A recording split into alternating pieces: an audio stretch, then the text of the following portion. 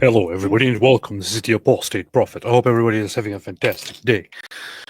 Yeah, I'm currently trying out a whole new setup here, so if I look a little bit queer, it's not because I'm gay. Sorry, if I I look a mean, little bit, it could be. there's always a possibility. David, what's up? How you doing, man? Yo, what's up? Good. You seem to be talking to us from a different place. What is happening here? Oh, me and my brother was locked up for years, so he didn't get to see my grandmother for a long time. So she's well advanced in years. So he was looking for a time when he could get off work. So anyway, he did this weekend. So we drove a long way to see my grandmother. So that's what we're doing this weekend. Loud. That's good. That's very Mhm. nice. It's very nice stuff to do, man. It's very good stuff to do. Yeah. Somebody says AP. Where was that? Where was that? Are you enjoying a new PC? Jeffrey says AP. Do you like the new PC? I do. It's a beast. It's a monster. It is an absolutely scary monster. The thing is, there were times that I was more excited and more experimenting when I had new equipment, a new computer. I don't know what it is. Like maybe I'm just getting old. Maybe life is just getting kind of different and weird. Like I haven't spent remotely as much time as I would normally spend sitting and exploring and experimenting with the new computer and all that. So Got a lot of got a lot of uh got a lot of memory with that thing. Got a lot of RAM. Got a lot of big bigly lot of storage. Got a lot of storage with that thing. bigly, yes, I Not do. going to jam up. Not going to jam up. If you No, it's not going to jam up with big video files. nope, it's bigly. It's very bigly. Very bigly. But speaking of that, maybe I should probably download those videos that I want to watch today. So that thing with all that storage, you think you'd like have a ton of space for PDF files on that thing? Because we do cover a lot of Islamic videos, man. You need maximum storage space for all those PDF files. That is true. That's a good point. That's a good point. And I am getting a bunch of PDF files. That's what we deal with all the time. So I am putting a bunch of PDF files on here on my storage. Very problematic stuff, but that's just what we deal with here. That's what we do. That's what we do. Anyway, David, have you heard of this guy named Adnan Rashid? Yeah, I debated him twice back in the day. You did? Yep. That's way back in the day. You're talking like, I don't even know the year, but like 2006, 2007-ish. Oh, yeah. Nabil slapped that dude once. What do you mean slapped? Like literally slapped? He slapped him in his hand. We were there, and Adnan Rashid tried to pull the Bible out of a Christian woman's hand. He was saying, "Give me your Bible. I'm going to show them something." And she goes, "Yeah, get your own Bible." And he goes, "Give it to me." And he goes to reach it, and Nabil slapped the crap out of his hand and puts his finger right in his face and says, "Don't touch her." Wow. And the woman sitting there, I've told you, I've shared this before, but the woman that goes, no, Adnan goes, "What are you doing? You're pacifist." And the woman's there going, "I don't think they're pacifist." And because anyway, yeah, that was fun. Yeah, it's because Jay Smith is from a group that's actually like pacifistic. You could kill all those dudes; they wouldn't fight back. So the Muslims there at Speaker's Corner, since Jay and his group are like the main Christians there for many years, they thought Christians are all pacifists and they would never. And then the guy tries to grab a Bible from a Christian woman and gets a crap slapped out of him. See, this is the proof that Christianity is violent. You see? Christianity is violent. Why else would he slap somebody? You see? So Adnan Rashid, there's a video going around in which Adnan Rashid with sketch therapy says, "I was joking, most of my chats are cause I want you to laugh based." Okay, good. Well, Carolina Rio says, "OMG, I want to marry these guys." Both? Adnan Rashid? Adnan Rashid. Okay, that makes sense. Okay, so you want to marry Adnan Rashid? I don't think he's available, but he might be looking for. I don't know how many wives he has. Sketch therapy. AP is late. Dihya Al-Kabi got him rejected. Gabriel, powerful. John Lennon. What are Islamic breast implants made out of? C4. Yes. Apostate of Allah. What's up, Apostate of Allah? What's up? How you doing? What's up, big dogs? I saw AP finally get a new computer. Freaking finally. This is true. David pushed me forever to get one, and finally I got it. So that's did your monitor ever come? Yes, it just arrived today, and it's kind of ginormous here. I have struggled dealing with that. So that's that. So Adnan Rashid had a few words to say. About taking over the Western world. Oh, I have to say, a lot of Muslims lately have had a lot to say. They finally realize it literally does not matter what we say. The West is just going to keep saying, "Oh, Islam is great, Islam is wonderful," and we can be saying, "No, you're filthy, you're disgusting, you're dogs, and we're going to subjugate you, and you're all stupid enough to fall for it." And Western leaders will go, "Oh, great point. Islam is a religion of peace." Yes. Anthony Shadas, congrats on your new computer. Thank you. Appreciate it. Zelensky was right. Please don't poison this conversation with talks about Ukraine and Putin. I don't want all the cultists to start crying. So I don't want to comment on that here. If you want to do this, we can make a whole live stream in which we can comment on this, so that we can have all the cultists crying and running around. Not here. All the Putin fans will be crying when we say that Putin is a loser. You see. Anyway, let's look at this. Let's look at this beautiful face here. Muslims living in Britain and Muslims living in Canada, Muslims living in Australia, Muslims living in the Muslim lands. Where is your vision for the next 50 years? We can have a global vision and we can have a local vision. I believe we should have at least 3 prime ministers in the next 50 years, right? In Britain and in Canada. This is the... In Britain and in Canada. At least 3 prime ministers in Britain and in Canada. He also mentioned Australia along the way. So he didn't mention US, as Storm D points out here. Probably because in the US there is not much of a big Muslim influence. Or and we don't even have prime ministers here. We have a king. That's true. We have a dictator, and this is how we do things over here. We have a dictatorship system. If you want to have if you want to propose a Muslim dictator, we're not going to do that. Sorry. Yeah, and you don't even have the correct lineage. That's true. Right? Kings get kings. You know, you got a king, and then you got his son becomes the next king, and then his little son. You got this like Russian nesting doll situation, and so it's not going to work. Speaking of kings and dictators, don't you think it's time to slowly move toward a better system? Because democracy kind of seems like a failure, given how these guys quickly try to take it over. Maybe we should just abolish it all and go back to having absolute monarchies or something like that. Yeah, and I mean, the founding fathers of the U.S. gave all sorts of warnings about, hey, if you get the wrong kind of population, this will not work. It will not work. This will fail. This entire system will fail. This is made for a certain kind of people. If you do not have that kind of people, this system is going to break down. And the reasoning would apply to various democracies. And so, yep. That is bigly true. So we need a dictator.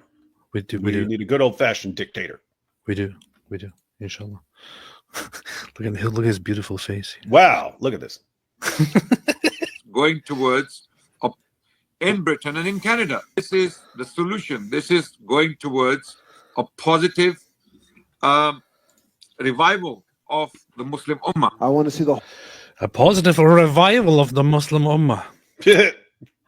We want our caliphate back, and we have our caliphate that you took from us because you beat us because we were so weak. Now these 2 clowns have something to add here. Let's see. The Muslim Ummah. I want to see the whole world led by a just Khalifa. And there's no... Did he say led by Mia Khalifa? Yeah, he wants the whole world led by Mia Khalifa, which is just very... And he says there's no shame in saying that. Really? There's no shame in saying that? Seriously, dude? Seriously?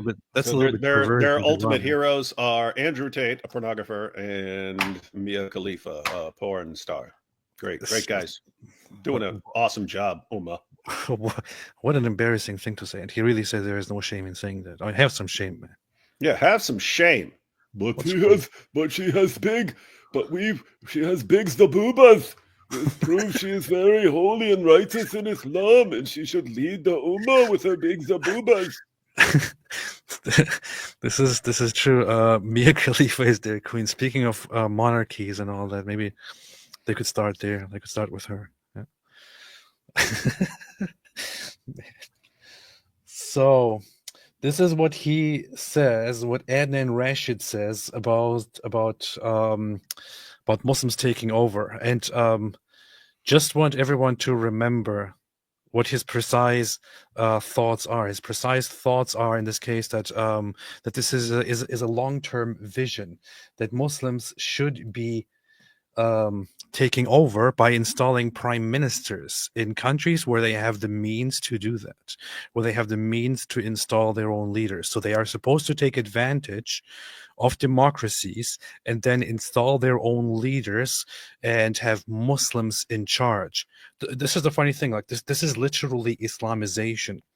There was a decade ago or so, or I don't know, maybe a decade ago, if you said in European countries that there is an Islamization ongoing, you were just called a crazy conspiracy theorist. Yep, you were called an Islamophobe, a bigot, a racist, and the only possible reason for you to say that, hey, there are people here who actually want to take over your country and so on. The only possible basis for saying that was you're just racist against brown people. Not because you're reading the Muslim sources and seeing that Islam calls for the violent subjugation of the entire world. Couldn't possibly be because of that. You just have a problem with brown people. And that's most likely true.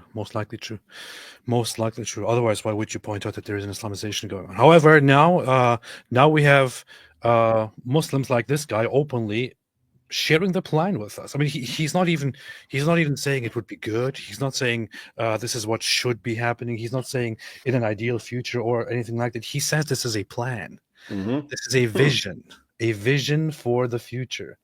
And by the way, I mean, keep in mind, it didn't come out of nowhere, right? They tested the waters for years. So they had terrorist attacks for years. And the more terrorist attacks they launched, the more politicians and journalists defended them and propped them up and said how great their religion was. And then you eventually get to the point where you Ali Dawa tests the waters and says, yeah, when we take over, we're gonna kill these apostates, yeah, and we're gonna chop their heads off, and we're all gonna be watching and eating popcorn, yeah, in there, and we're proud of that. And then you'd think, oh, now the cat's out of the bag. Now people are gonna have a problem with Islam. I mean, they are talking about chopping the heads off of tons of people because of their religious beliefs. But obviously, this is going to be a problem. Wrong. They defend Islam even more. And so they've just realized it does not matter what we do. We can blow them up daily. We can go on stabbing sprees daily. We can announce our plans daily. We can talk about all the people we're going to kill and slaughter daily. We can do this. They will not, under any circumstances, take a stand against it because they've been programmed that the only way anyone would object to any of this is because of racism and Islamophobia. And so now they can shout it from the rooftops. Shout it from the rooftops. We're gonna take over the world. What a beautiful, beautiful religion. And here you have the royal family's input here. What a joke, man. How do you like your royal overlords, people of Great Britain? The United Kingdom, the head of the United Kingdom. Okay. Sorry, I didn't realize the king would be so fast. I can see them. I know. Oh, okay, sorry. Okay, so I never realized this is a speedy couple. So here you have the royal family saying, packing dates at Darjeeling Express. Traditionally, dates are eaten as the first food to break the fast at sunset during Ramadan. Their majesties helped pack dates that would be sent to local hospitals for iftar during the holy month. Now, I'm not really in line with much of the whole, very traditionalist, monarchist, super British patriotic way of thinking. But if I had a significant population of a certain religious background, and this population of a certain religious background repeatedly carried out terrorist attacks, and their thought leaders in my country, in this country, openly said that they want to take over and openly said that they want to push for it, I would expect of my king to be an old school king and to pick up the sword and say, "All right, it's time for you guys to leave." I wouldn't expect him to be a little servant to those people. Wait, so when you have these guys gang raping endless arrays of young British girls, you're talking hundreds of thousands, when you have the endless terrorist attacks, when you have all these just random stabbings and so on around Great Britain, and when you have the leaders of the community announcing that they want to subjugate people, announcing that they want to take over, announcing that they want a Muslim ruler, announcing that they're going to kill apostates and so on. In that situation, you wouldn't expect the king to grovel before them and say, look, everyone, I'm with it all the way, 100%. Yes.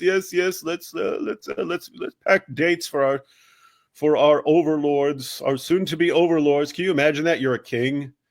And you're saying, hey, look at me packing dates for the people who want to subjugate me. Can I kiss your feet? Can I rub you? Can I love you?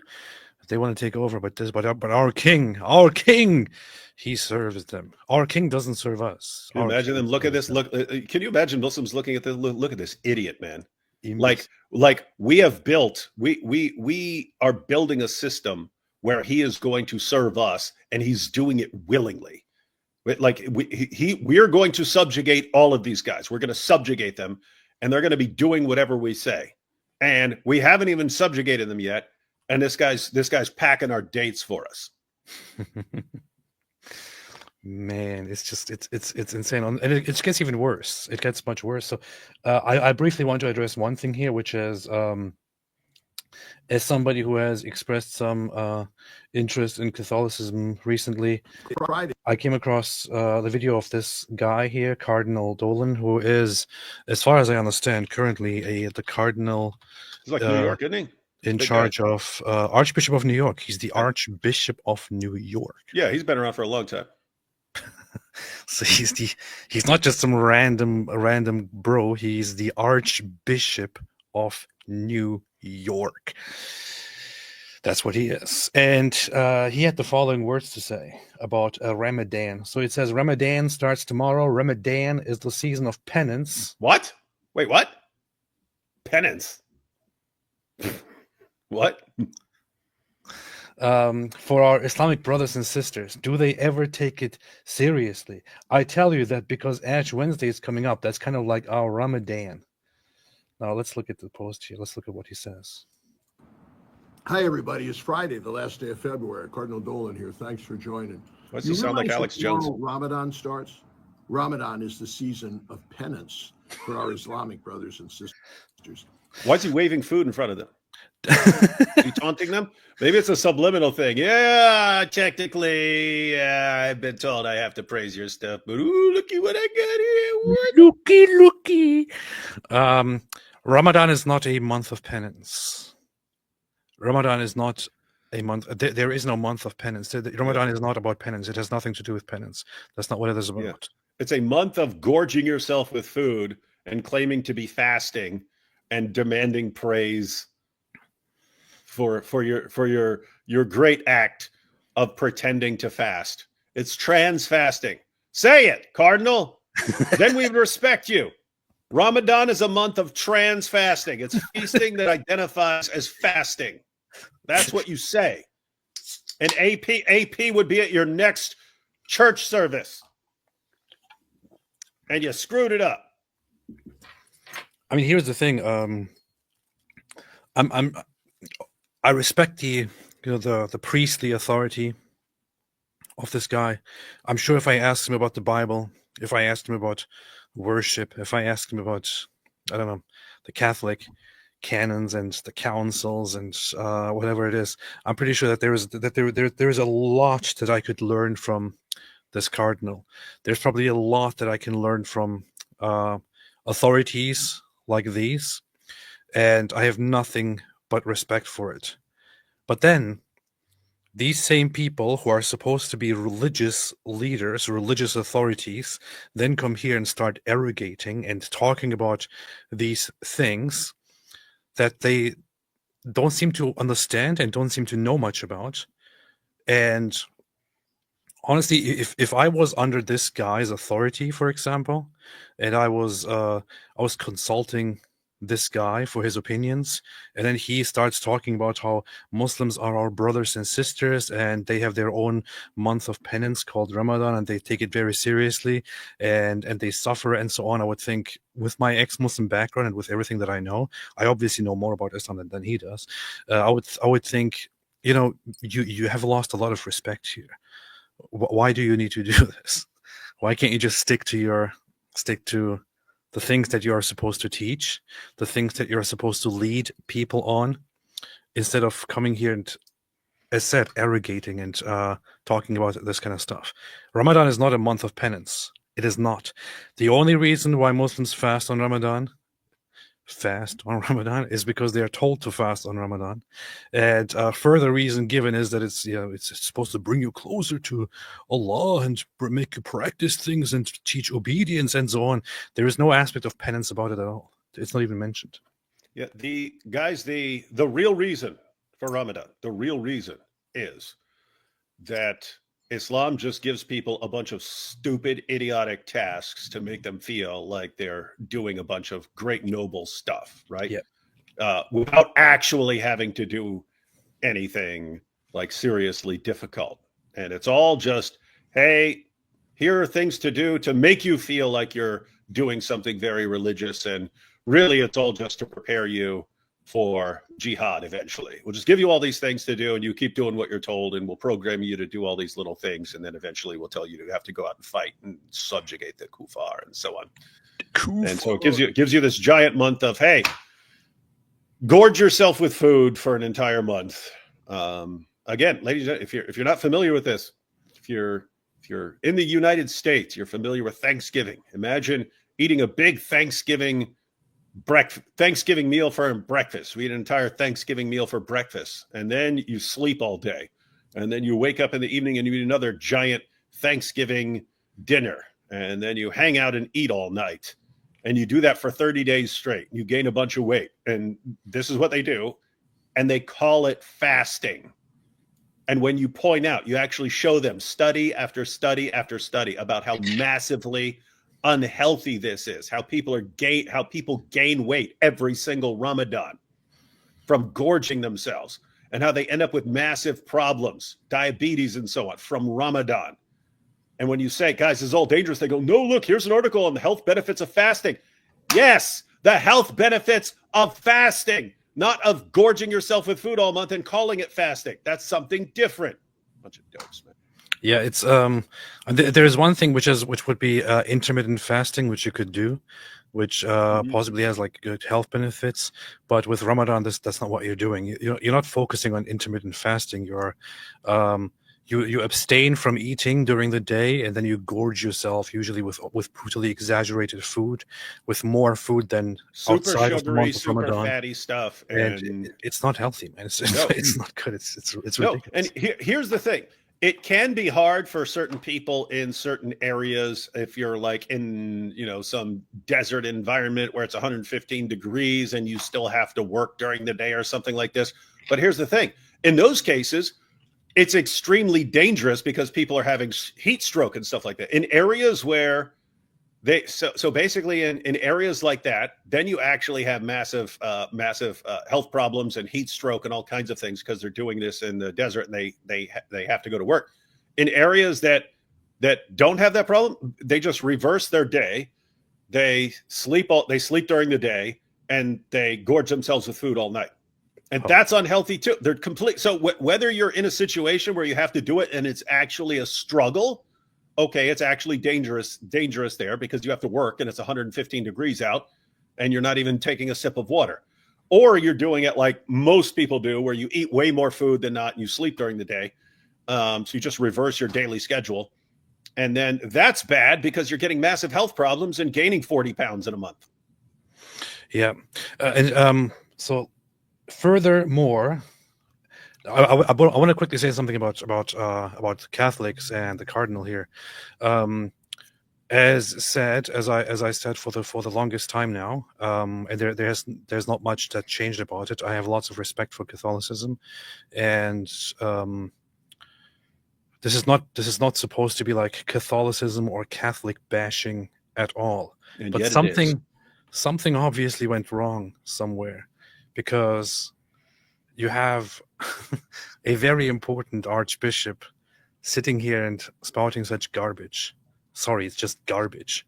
It is absolute garbage. It is dimmy behavior. And why would he be doing this? It's so ridiculous. It is absolutely ridiculous. And this is not a single case. This is not just one case of somebody saying something wrong. This happens repeatedly over and over again. I mean, over the last week, I kind of went down the rabbit hole of discovering how multiple popes and other authorities in Catholicism have repeatedly said these wildly weird things about Muslims and Islam, such as that Muslims are our brothers and sisters and they worship the same God, and may John the Baptist protect Islam, and so on. It's just, where the hell does this come from? It's like none of this was part of Catholicism.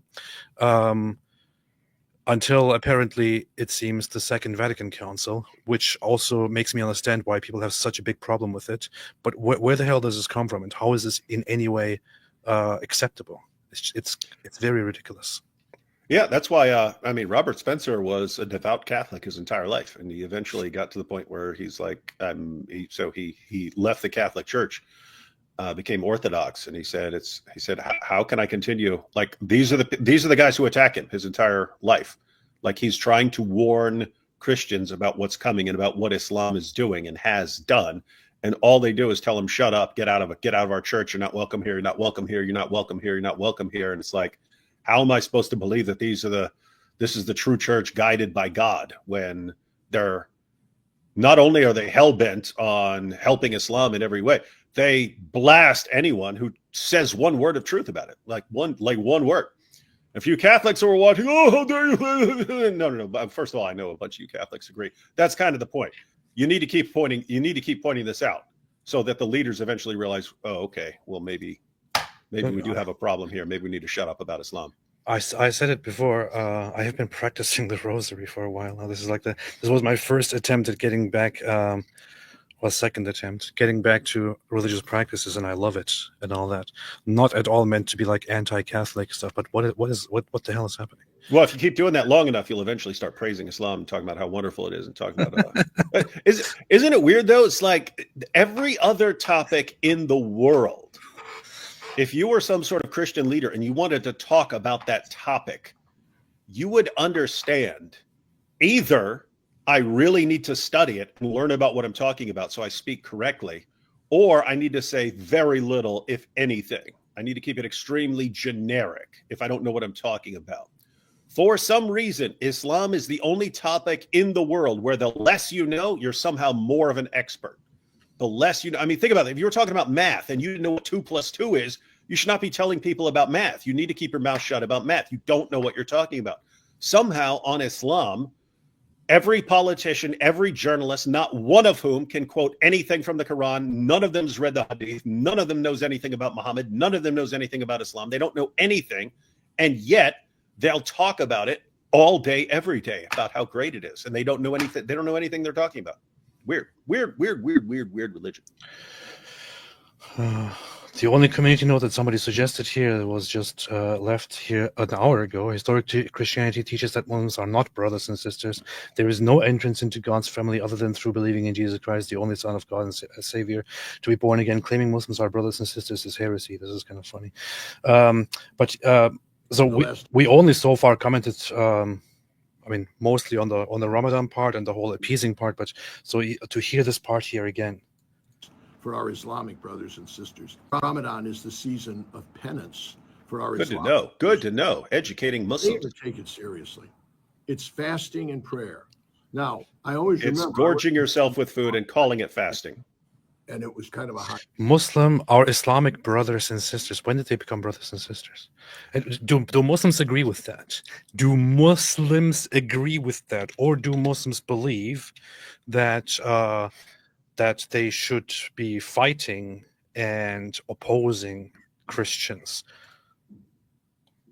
It's it's very easy to find out. All you need to do is to look at the Quran itself, which says in chapter 9 verse 29, fight those who do not believe in Allah in the last day, nor comply with what Allah and his messenger have forbidden, nor embrace the religion of truth, that is Islam, from among those who were given the scripture, meaning Jews and Christians, until they pay the jizya, willingly submitting, fully humbled. So this is what Islam says about Christians. Islam says that Muslims have the responsibility to fight against the Jews and the Christians until they are humbled and they pay protection money. Jizya, that's what jizya is. It's protection money. It's not tax.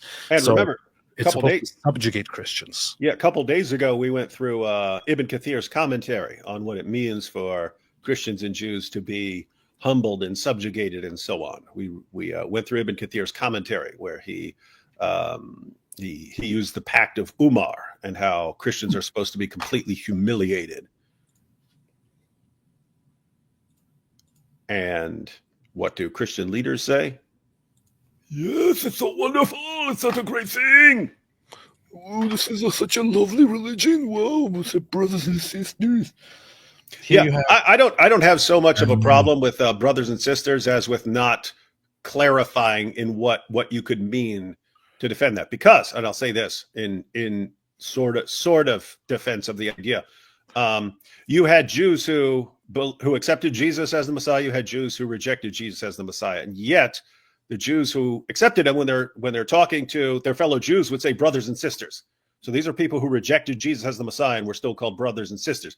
But you know what they mean. You mean you're our fellow Jews here. We're having a disagreement here. We're going to argue about this, but you are our brothers and sisters in this ethnic sense and in the sense of our background.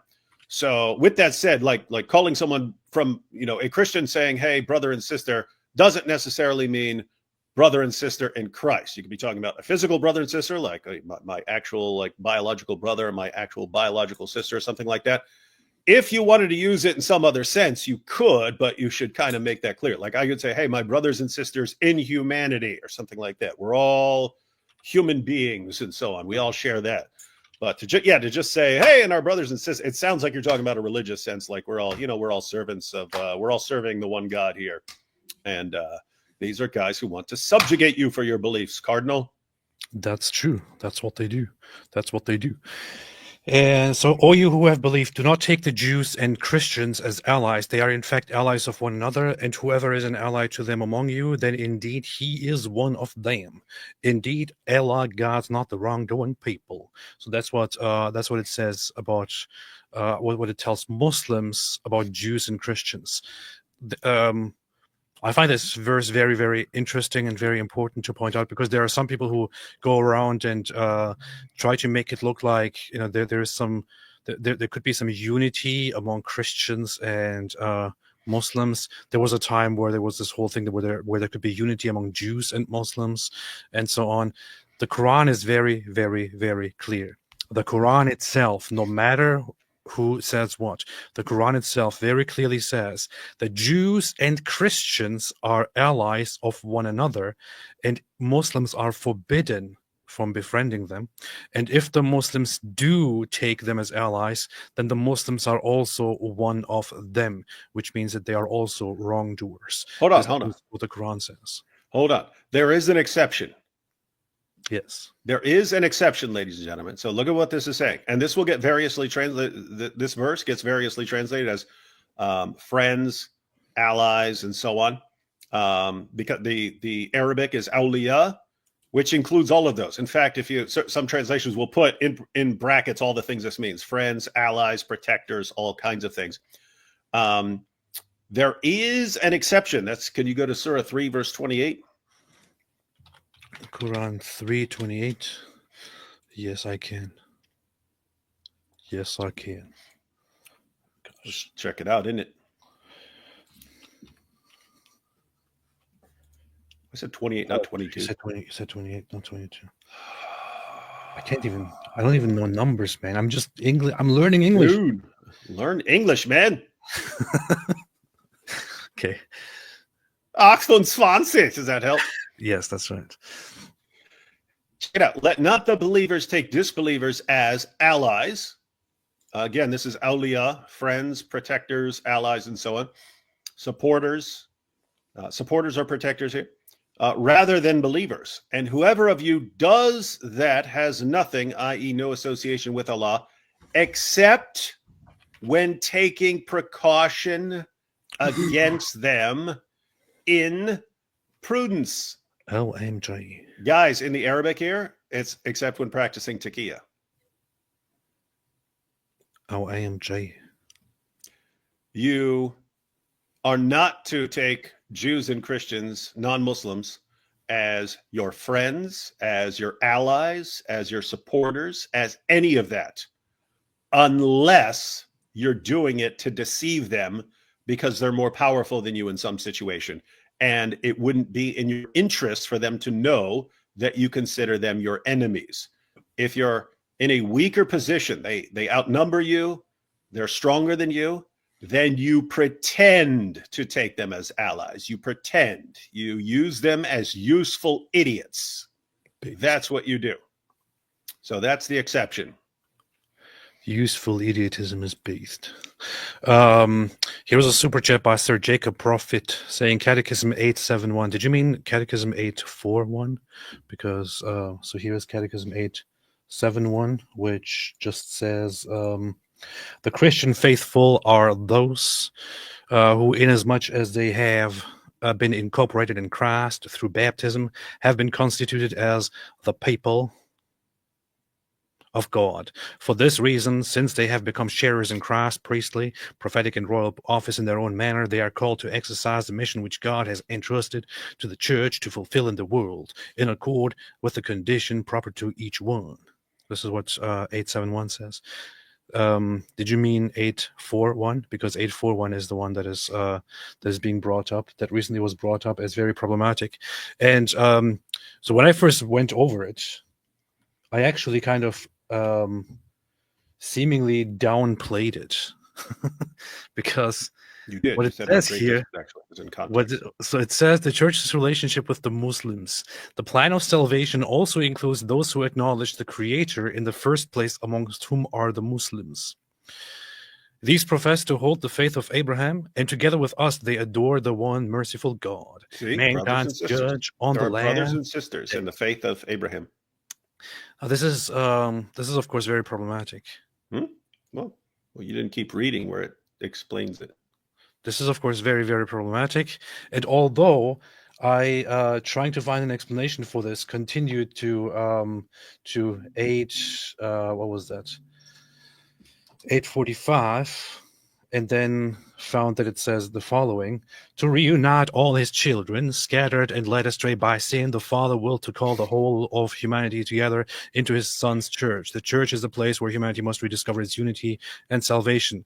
The church is the world reconciled. She is that bark which, in the full sail of the Lord's cross, by the breath of the Holy Spirit, navigates safely in this world. According to another image dear to the church fathers, she is prefigured by Noah's ark, which alone saves from the flood. So I do still understand from here that this is kind of puts the whole earlier 841 into question, and basically says that everyone still has to eventually accept Christ and become part of the church to attain salvation. However, 841 still describes them as people who are, foremost part of the planet, who together with us worship the one true God. And it's kind of weird to me. Muslims don't worship the same God. Hey, potato, man. Potato. So that's that. And David was like, no, how dare you say this about My Catholic Church.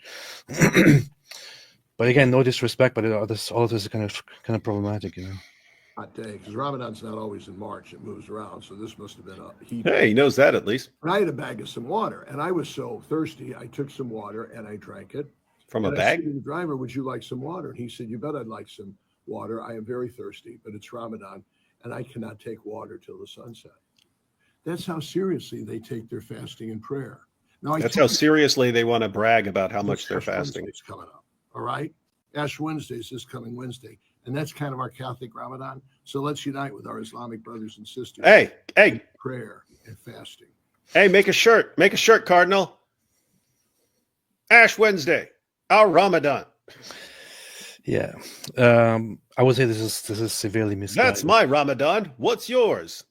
Severely misguided. And considering that my post has more likes than his post, that means mine is correct. So there you go. But hey, what is this, man? What the hell? David, is this you? Is that me? Yeah, that's where they invited me out to speak on economic jihad in the USA. He kind of looks like a strangely problematic version of you. That's back when I had a goatee.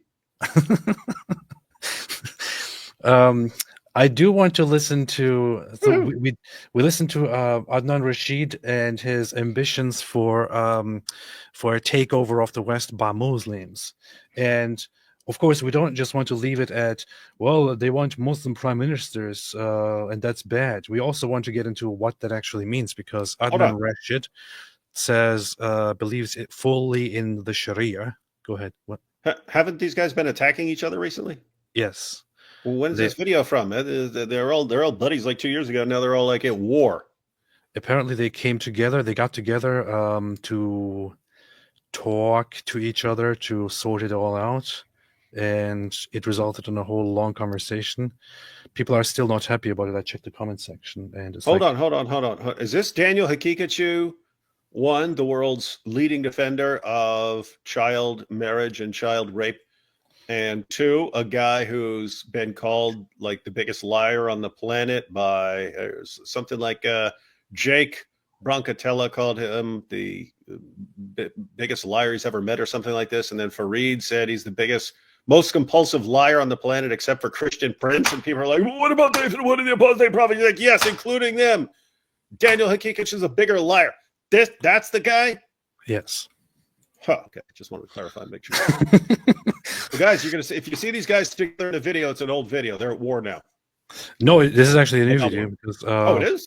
It is a new video. No, they came together, but they started fighting again, apparently, during the whole conversation. That sounds sad, man. So they couldn't really sort it out. They were trying to understand each other, but they still kind of started attacking each other.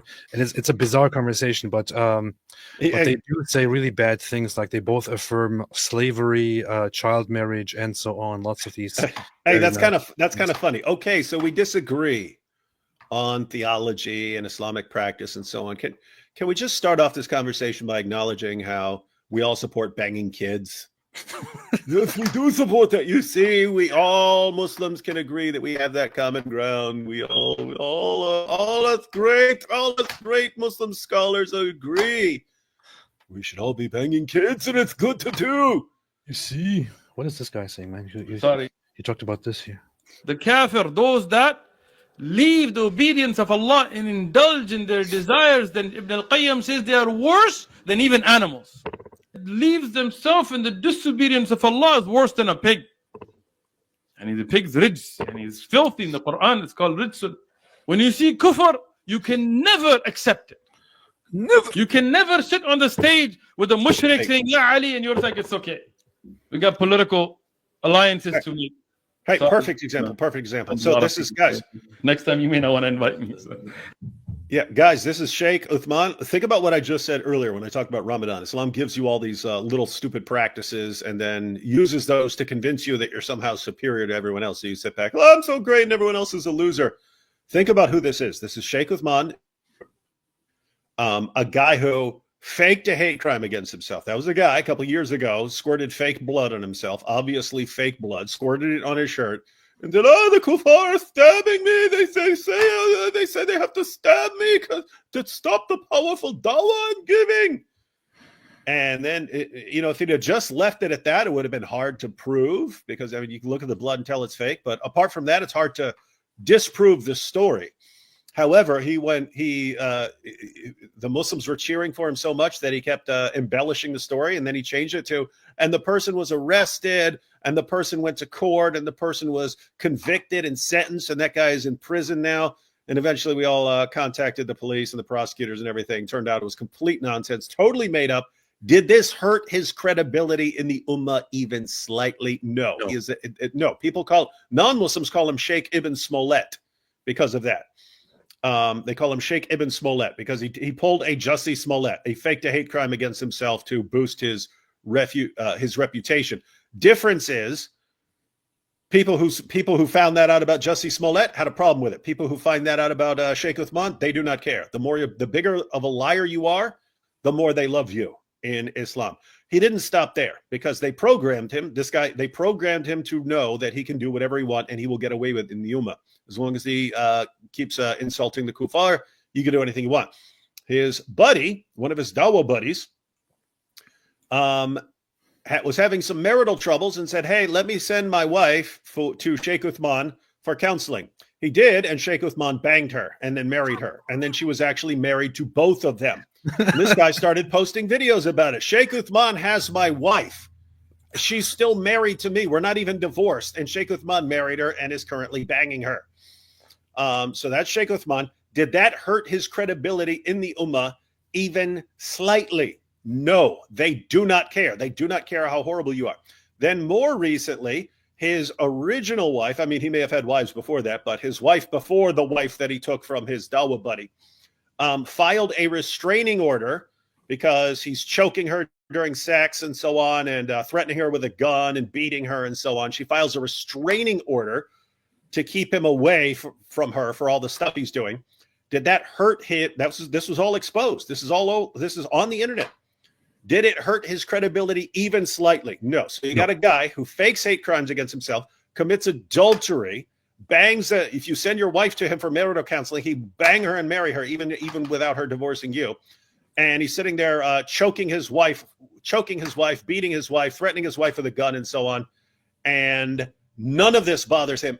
None of this bothers him. None of this bothers his fans. None of this bothers the Ummah. And this guy, a repulsive, absolute evil scumbag, sits here talking about how bad the kuffar are.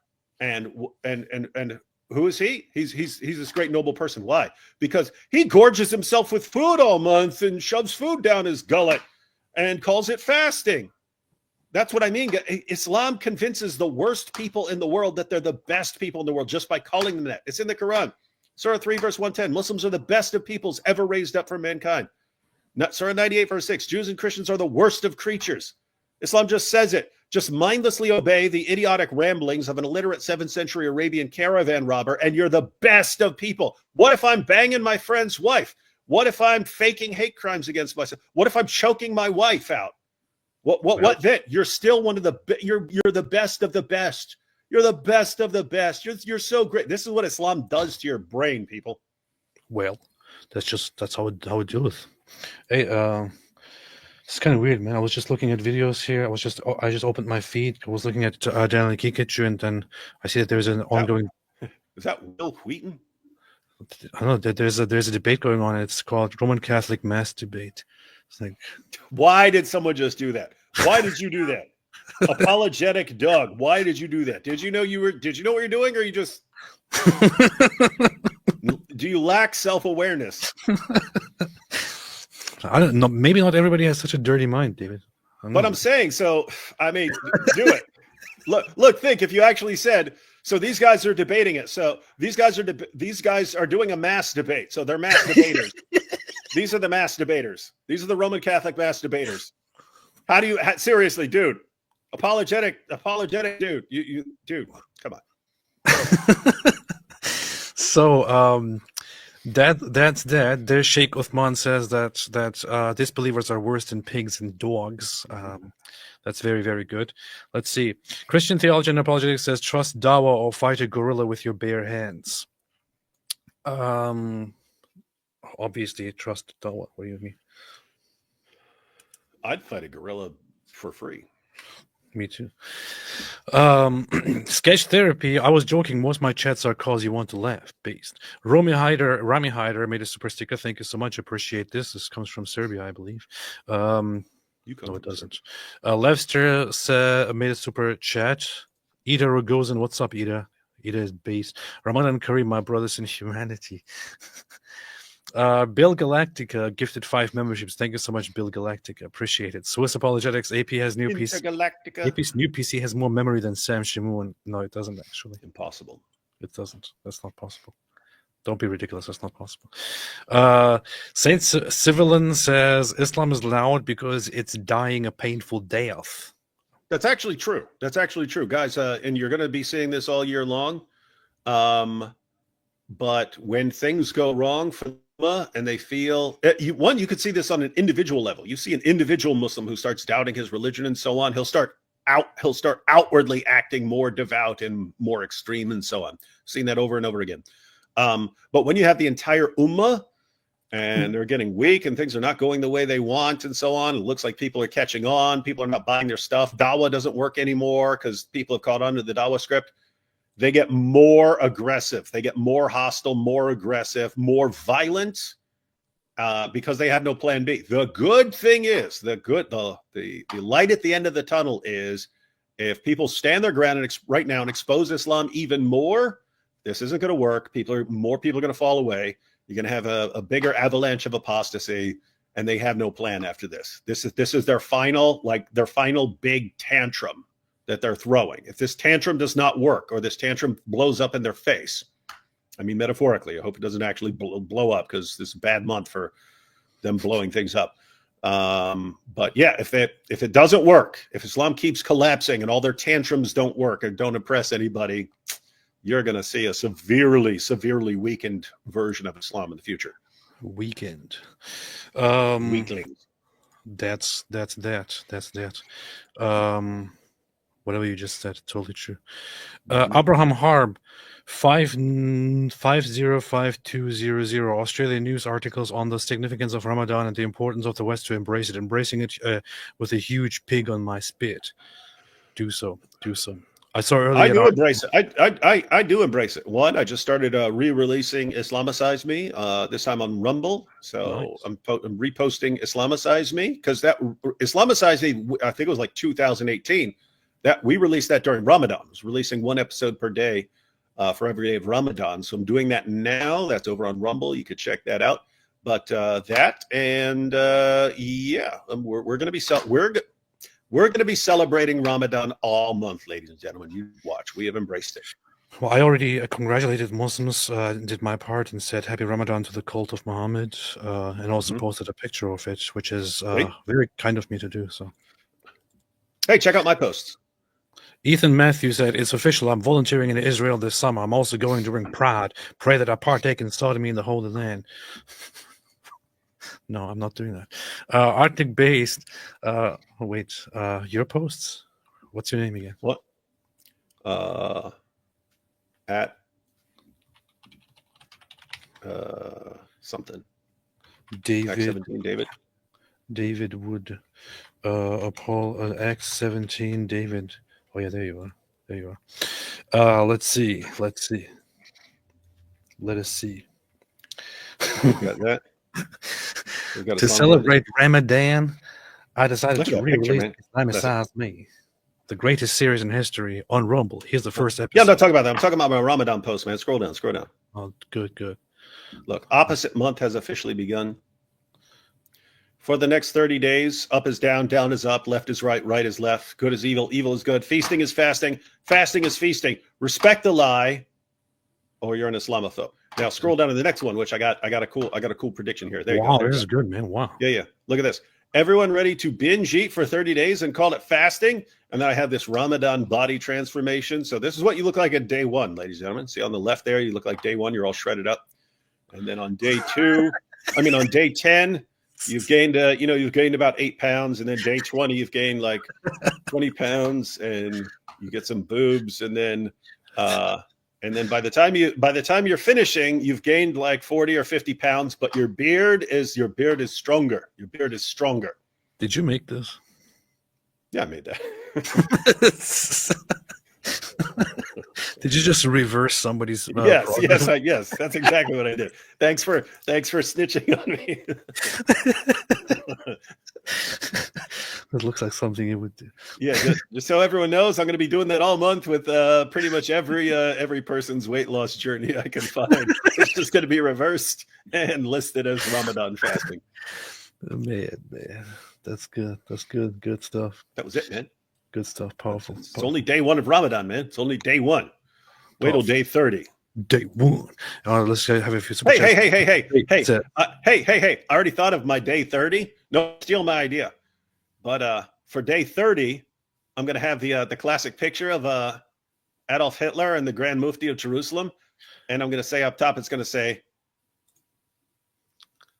Adolf Hitler sounds like Adolf Hitler. Coincidence? And I'm going to have Hitler as Adolf Hitler, and then the other guy as Adolf Hitler. Isn't it funny? Like, what are the odds that it rhymes so perfectly? Adolf Hitler, and Adolf Hitler. I think it needs a little bit of work, but it could totally work out. It's going to be super bass. That's good. That's good. Arctic Base, speaking of bass, says Ramadan Mubarak, everyone. The Ramadan street in Oslo is all lit up, and all our politicians and cultural elites are celebrating our new national religion. Happy days. Man. Even up there in Oslo, where people have nothing better to do than freezing. And Ramadan. Sketch therapy. Are people nice to Islam, planning to convert and oppress us? Yes. Talia says, seems that Islam has the more active, powerful entity behind it, seeing as though it is successfully taking over. Your God only lets people die. This is powerful. Ankip Andy, democracy will always fail. Also, Trump is so wrong about Ukraine, and Putin is a socialist dictator. I wouldn't necessarily call him a socialist, but he's definitely an autocrat and an imperialist scumbag. That's what he is. And an evil douche. Yes. Careful, man. You'll have people attacking us now. Oh, no. Putin's gonna come and get me. Putin's gonna come and get me. How dare you say that? Ukraine broke an agreement. The West gonna come in shirtless or riding a bear. Recently, I'm kind of enjoying making posts about all of that kind of piss both sides off, and then I'm just watching people unfollow me. Yeah, very rude. It's kind of funny. That's what you get. We always cry ourselves to sleep when people unfollow us, especially when they say, "Oh, I can't believe I agreed with you on Islam, but I can't agree with you on this. Unfollow." I agree with everything you said, but now that you said something I don't agree with, I hate I you. thought you would agree with everything I ever thought in my life, and I can't handle the thought of people disagreeing with me about anything, especially my hero Putin. How can you disagree with me about Putin? He's my hero. AP, I love you with vids, but peace be upon me. AP, do you think a new crusade is needed for Muslims in Europe? Islam is started by sword and will end by internet and AP. David Wood. I think Islam is dying now. Yes, we need a new crusade. Just depends on how you want to conduct the crusade. It could just be an internet crusade, or it could be an AI crusade. Something like that. I don't know. Leonardo, did Syrian girl nuke Dawood Abu al-Dizzle's house? This is why David has relocated. Good to see y'all, friends. Thank you, Leonardo. Thank you, Leonardo. DT, did you listen to husband and sister of Shir Biba speak at funeral? I only saw bits and pieces of the transcript of the husband of Yarden Bibas. I haven't gotten around to actually sit down and listen to them.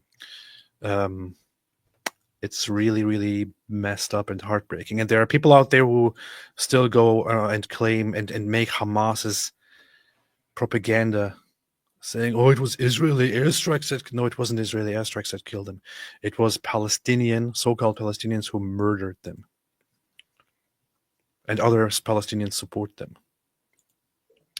Songs of relief. Did I say royal overlords? I meant protectors. Oh. Susan Lee, one of the titles of the king is Defender of the Faith. Perhaps it should have been specified which faith. You called me the defender of the faith. This means I must defend Islam, our new faith. You see, this is what they do. This is what they do. Isn't the king also the head of the Church of England? Technically, which would mean that the head of the Church of England, the head of the church of the faith, is sitting there and basically serving those who say, we want to take over your country and get rid of Christianity. Yes, let me bag up your dates for you, and then I will fondle your balls. That's very, very, very, very, very, very, very, very, very messed up. Weaklings. Weaklings, dim me. Thalia, Islam is scum, but is winning. No, it's not. Moo Joe says, it is scary how easy we made it for the Momos to take over the Western world. We import them and provide for them, and our kings bow down to them. Yeah, but not any longer. Not longer. Yeah. Here's the thing, though. It's guys. It's more along the lines of, look how Islam has had Western leaders and journalists and educators and entertainers and everyone in any position of power or authority in the West doing everything they can to help it for decades, and it's still crumbling. That's the story, guys. It's still crumbling from within in spite of everyone in every position of power and authority for the past 2 decades doing anything they could to help it. It's still crumbling. The takeaway there is how weak and pathetic this thing is. Powerful. Carol says that's brilliant, David Wood. Apparently, she thinks it's very brilliant that Islam is so messed up. So that's Carol for you. Yeah. Anyway, let's listen to.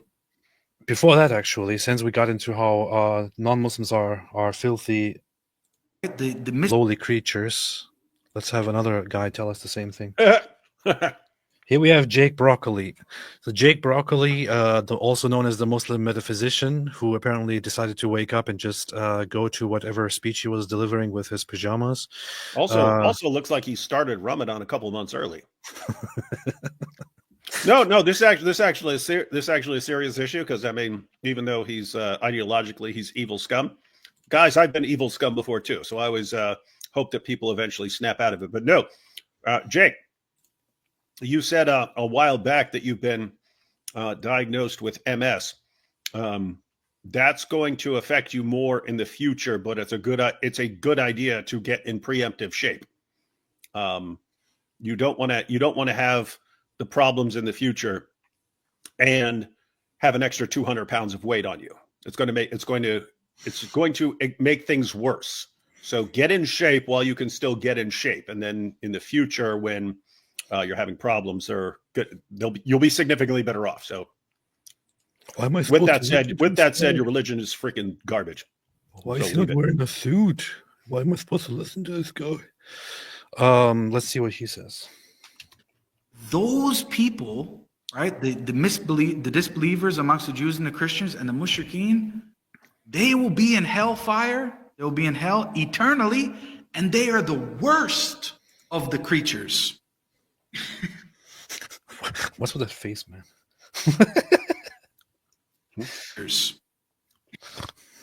The worst of creatures.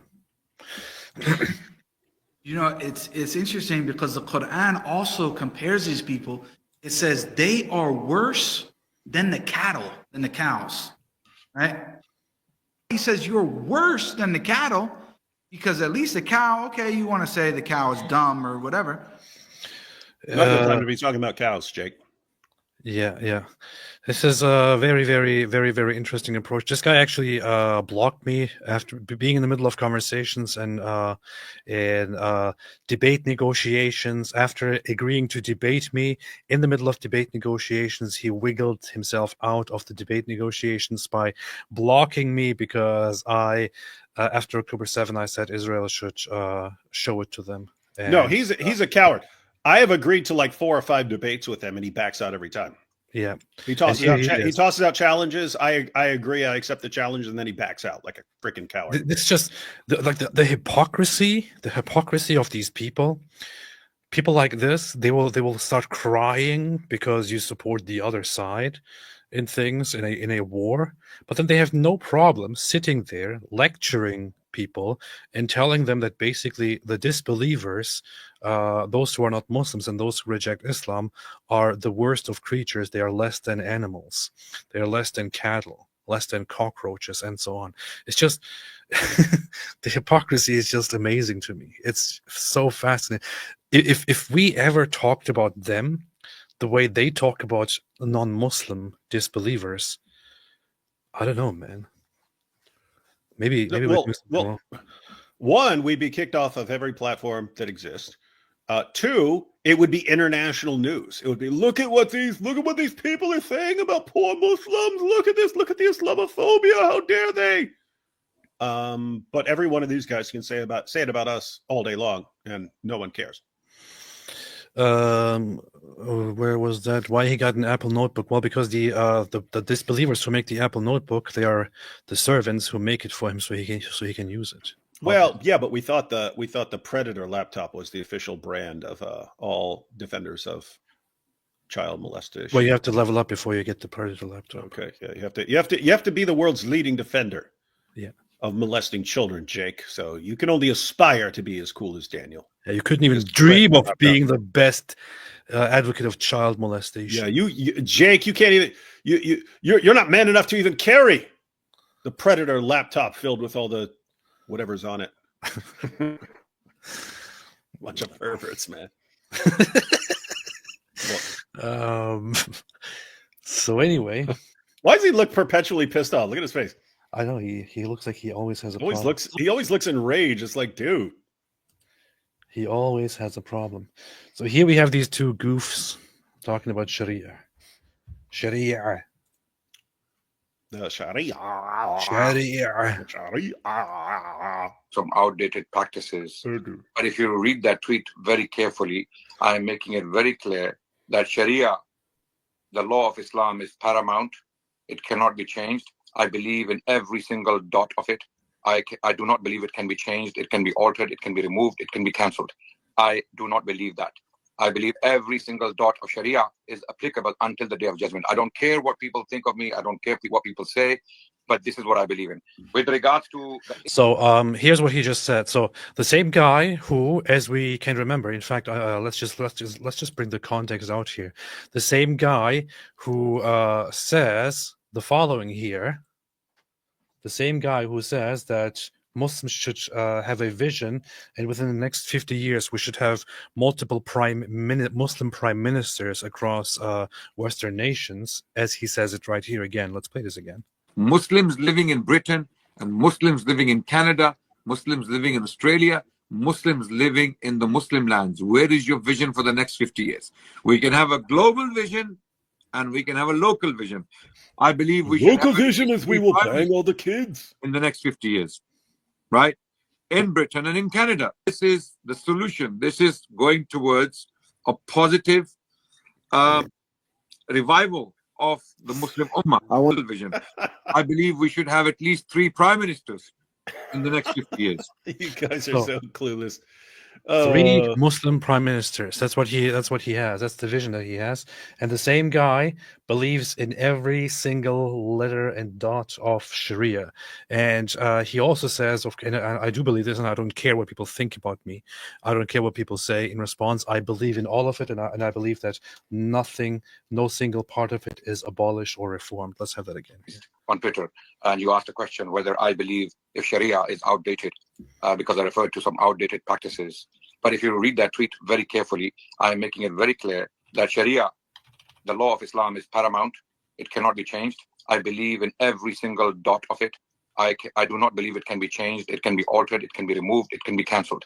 Daniel's hearing, so I can bang kids. Yes. Oh, thank you. Yes, you hear that, everyone? He said we can bang all the kids. All right, so under Sharia, so this guy both believes that across Western nations there should be Muslim prime ministers within the next 50 years. And he also believes that that Sharia is unchangeable, unalterable.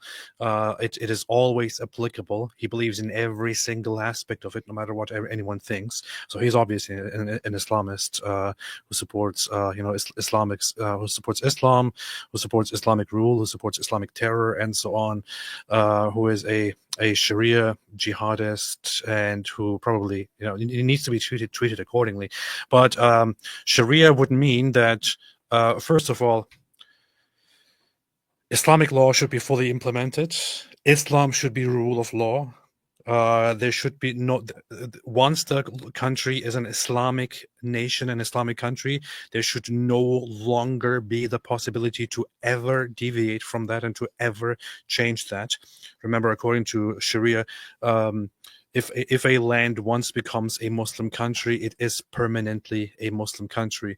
Whether Muslims lose control of it or not, they are supposed to keep it, take it, retain it, and eventually take it back if they ever lose it. They are supposed to impose Islamic laws, brutal Islamic laws, on the entire population. Muslims are to abide and be completely loyal to Sharia.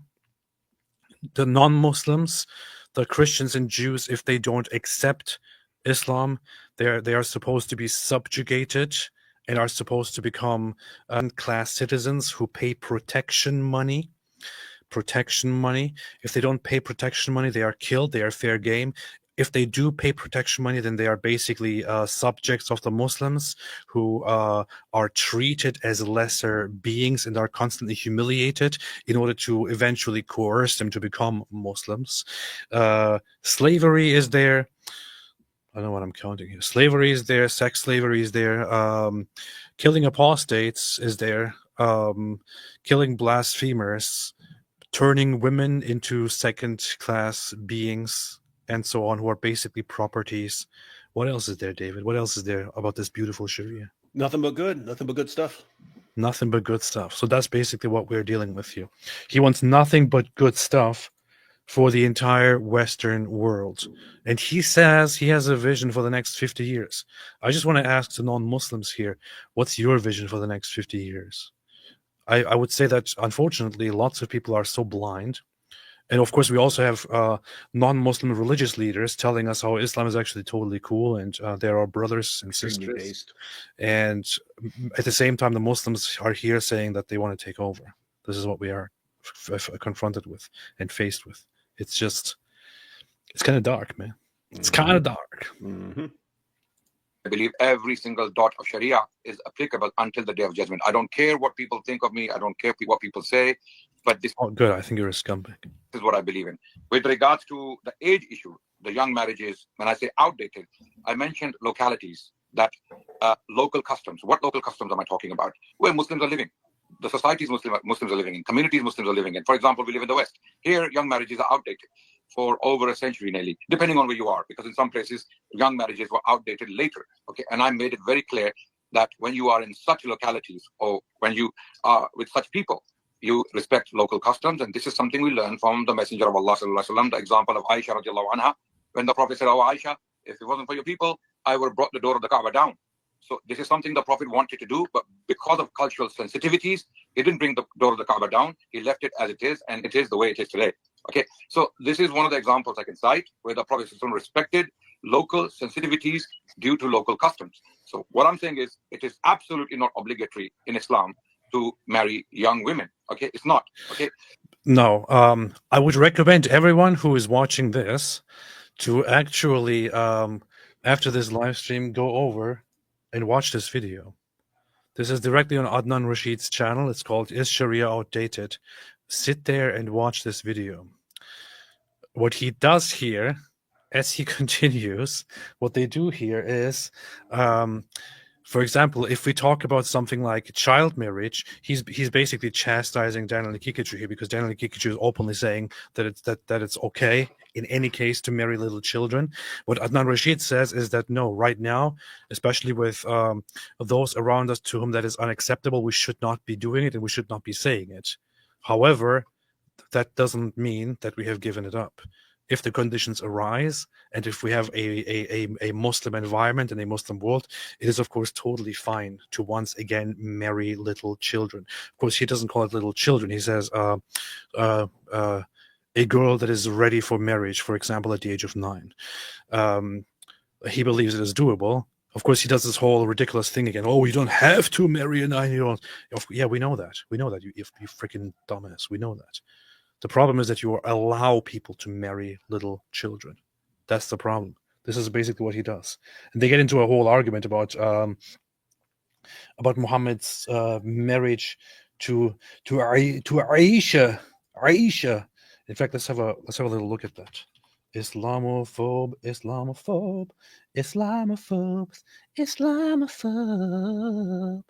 Look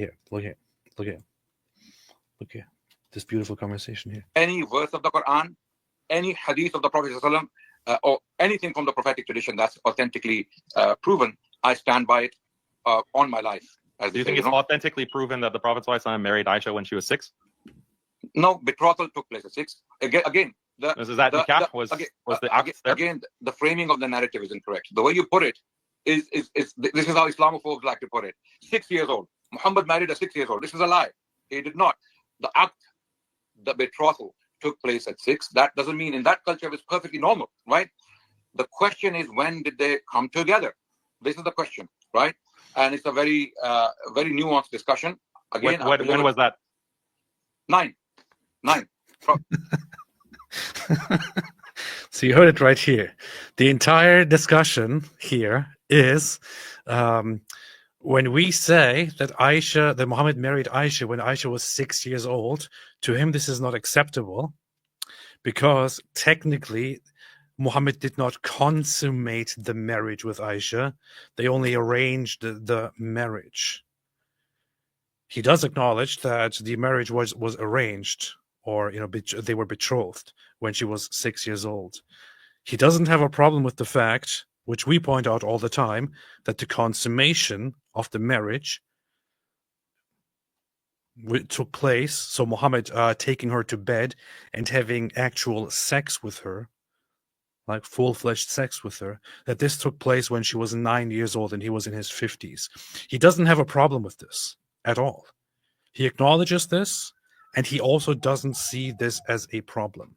So this guy only has little semantic disagreements on the whole idea of child marriage, but he also supports fully that marrying little children, a 50-year-old man marrying a 9-year-old girl and taking her to bed and having sex with her is totally fine because the Prophet Muhammad did it. And this is the guy who proposes that Muslims should take over.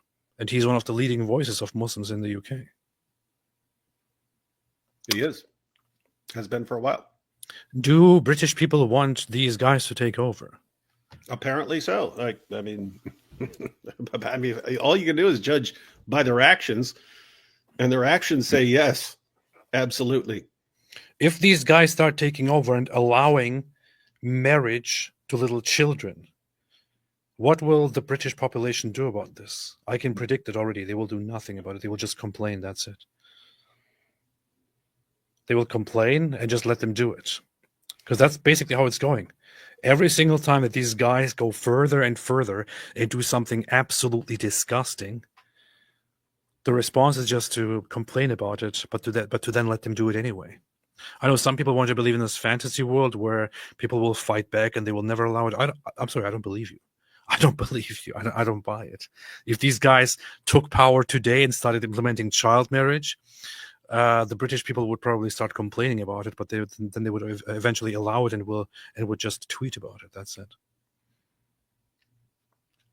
That's not how it should be going. That's not what we should be doing. I can tell you what should be done. What should be done is to mass deport people.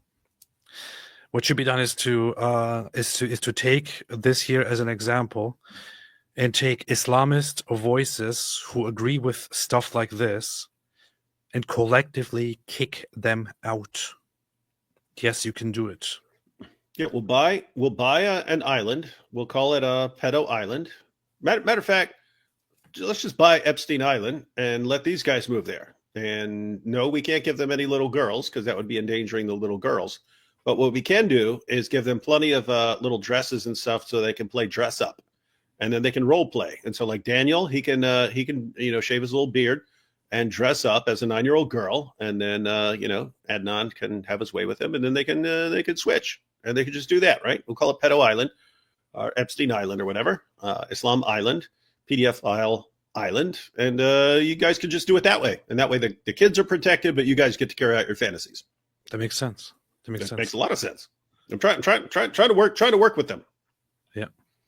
And since we know that the UK is not going to do anything about this, the UK is just going to let this happen. My advice would be to other European countries, like Germany, for example. Like Germans, you have a perfect opportunity here. Since British people just accept this kind of stuff and just roll with it, and you guys want to look for ways to solve this problem, easy solution: take Islamists and deport them to the UK. Deport them all to Britain. Take Islamists who have views like this and deport them over to Britain, and just let them do whatever they want over there.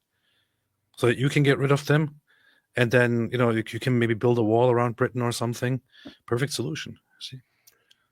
Quick comment here. Juris Doctor says, I just listened to Richard Dawkins speak to Steven Pinker, and I had to say I love you, D. Wood, but you have a very low understanding of Richard Dawkins' claims, and it makes you sound dishonorable. Show me one thing where I have not been accurate about Richard Dawkins' claim. One, do that. And two, when you say these things about you sound like a freaking idiot to me. So shut up. And we're sitting here talking about Sharia, and you're, but Richard Dawkins. Guy, what is your freaking problem here? What is this thing? Oh, what are we doing? We're talking about Islam taking over the Richard Dawkins. You sound like a freaking brainwashed moron, dude. Give it up. What is this, man? David always has to insult people again, of course. I'm just saying, it's like first he calls the guy Steven Pinker. Every person seems to go into every live stream with, here's what I think about this thing right here. Oh, what's the topic? Don't care about that. Let me talk about how Richard Dawkins is great. Show me what he said to Steven Pinker and how it refutes anything I've ever said about him. And when you can't, quit acting like a freaking idiot, and remember next time before you post a stupid comment on a live stream that has nothing to do with whatever you're fantasizing about, you lunatic. Here you can see once again that David Wood is suffering from what happens in Ramadan when you fast. During the day, you get angry, and it's called hangry. But Richard Dawkins, what? So what are these guys? We're talking about child marriage and banging little kids here and Sharia and taking over the West and the kings banging up dates. Richard Dawkins is my hero. Oh, gosh, then go on something where they're talking about Richard Dawkins and talk about how great he is and how much you worship him. Steven Pinker. Pure Life says, have you guys covered the Christian origin of Islam through Muawiyah and Abdul Malik? No, because we don't believe it. Let's talk about them. We're talking about Muhammad not existing. Let's talk about that. Muhammad never even existed. What? Guys are taking over the UK. We're going to go to banging kids, and the king of England is bagging up their dates for the guys who want to bang little kids. Oh my goodness! Did you talk about the Christian origins of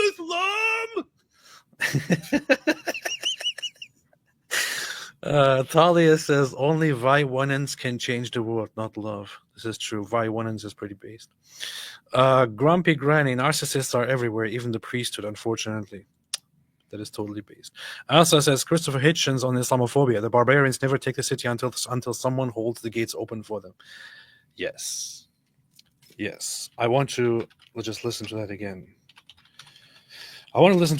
Because for quite some time I thought I didn't understand that part, but just this speech here by Christopher Hitchens, he points out something very, very interesting. You didn't understand the barbarians never take the city until someone holds up the gates for them? I did understand that part. What I didn't understand about it was his reference to people of other religions doing it. Let's see. Let me actually download this to... So you can boost the volume? This is very urgent business, ladies and gentlemen. I beseech you. Resist it while you still can, and before the right to complain is taken away from... What? He said beseech. Beseech, yeah. I beseech you. Taken away from you, which will be the next thing. You will be told you can't complain because you're Islamophobic. The term is already being introduced into the culture as if it was an accusation of race hatred, for example, or bigotry, whereas it's only the objection to the preachings of a very extreme and absolutist religion. Watch out for these symptoms. They are not just symptoms of surrender, very often ecumenically offered to you by men of God in other robes, Christian and Jewish and smarmy ecumenical. These are the ones who will hold open the gates for the barbarians. The barbarians never take a city till someone holds the gates open for them. By the way, AP. And it's your own What?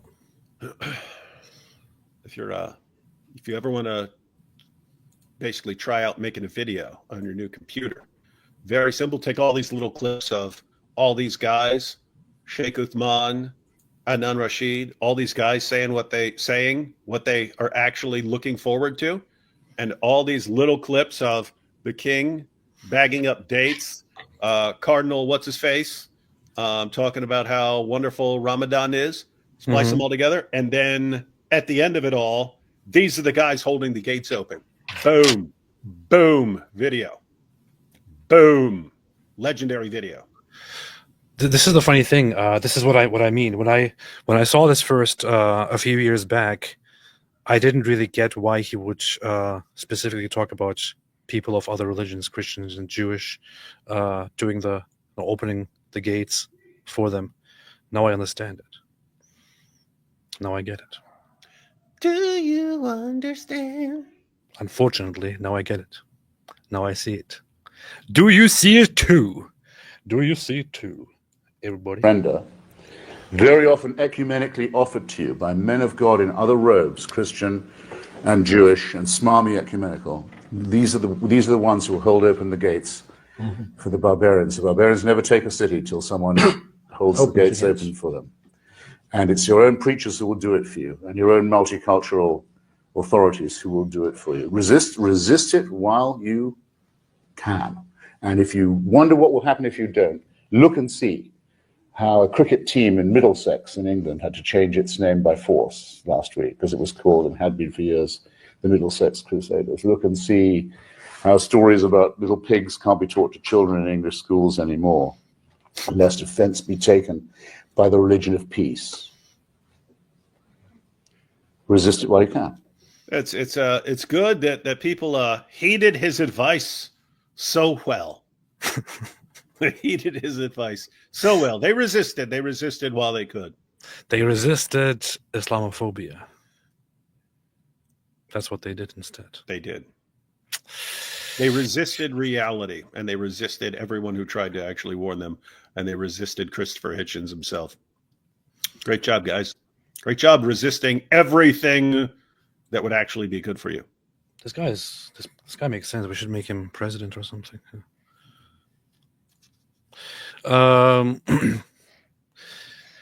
Japister said, Declaration on the Relation of the Church and on Christian Religions Nostra Aetate, October 18, 1965. Yes, I know. I read it. And yes, there's something good about it, but there's also something really bad about it. Claire says, who's on your shirt, D. Wood? That would be Michael Jackson. the king. See, it's Michael Jackson. King of pop. Michael Jackson. Sketch therapy, it's either ignorant or malicious. He told innocent. That's true. The clergy generally are the worst dhimmis on earth. Christopher Hitchens said they would open the door for barbarians to take the city. This is a good point. Wait, he said that? Really? I don't believe that. Prove it. Video or it didn't happen. I don't believe it for a second. Bilactamite says, just completed a 7-day water fast. If I had less than 16 cups of water a day with proper electrolytes, I would get dizzy and fall down when I stood up. These Muslims weak. This is powerful. The funny thing about the whole Muslim dude, that is serious. That is serious, by the way. If you've actually done like real fasting for long periods of time, like the first time I ever fasted, I went 10 days on nothing but water.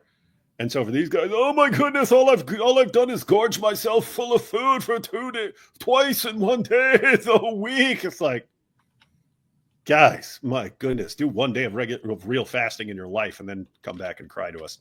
This is fun. That makes sense. That makes sense. That makes sense. Hey, Black Queen Network says I've done 12 days with only water. That was my max as well. I did 11 when I was still an atheist, and then after I became a Christian, I was like, I have to outdo what I did as an atheist, so I went 12. Cool. Smart says when we used to do the world division, 30-hour famine in high school in the 80s, we used to gorge ourselves up to the minute before it started and drink juice and watch movies all night, fasting. Powerful. 30-hour famine.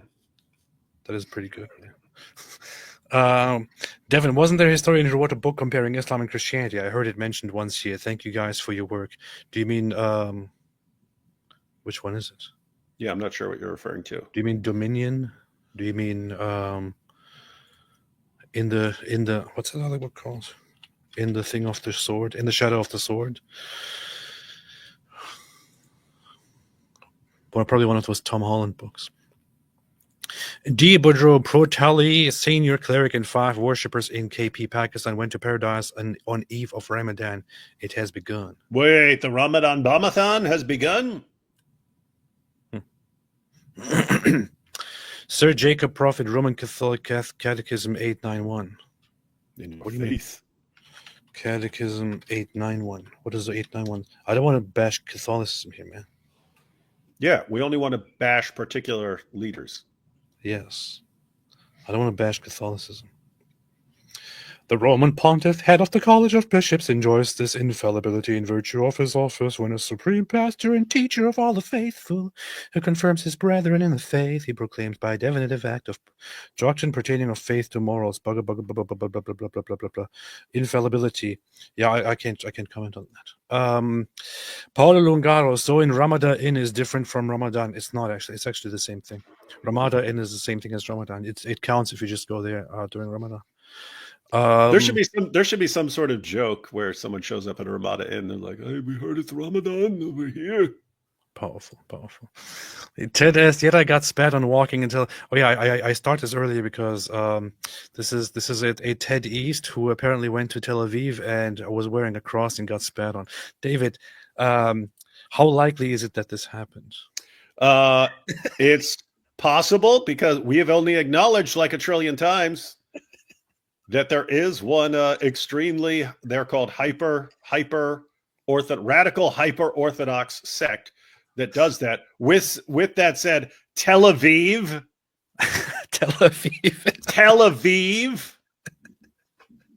like the most liberal place on the planet. For my cross, and they spit on me. You sure it wasn't because you're a douche or something? This is like saying I went to California. To California and there were Bible thumpers everywhere. Yes, they were telling me I went to San Francisco and they thought that I was gay, so they all beat me up in San Francisco. David, how could you say that this didn't happen? Ted East, I know there is a real person probably making this comment behind here, but do you have any principles at all? How pathetic are you? Are you some dumbass who just sits there and just wants to like spout garbage that you see online or something? You don't know what Tel Aviv. You don't know anything about Israel. What are you talking about? Even if like there is a sect of people who would do something like that, it's not that they would spit on a person. It's that they would spit on the ground symbolically in remembrance. And did you see any of those dudes in Tel Aviv? No. I didn't see anything like that in Tel Aviv.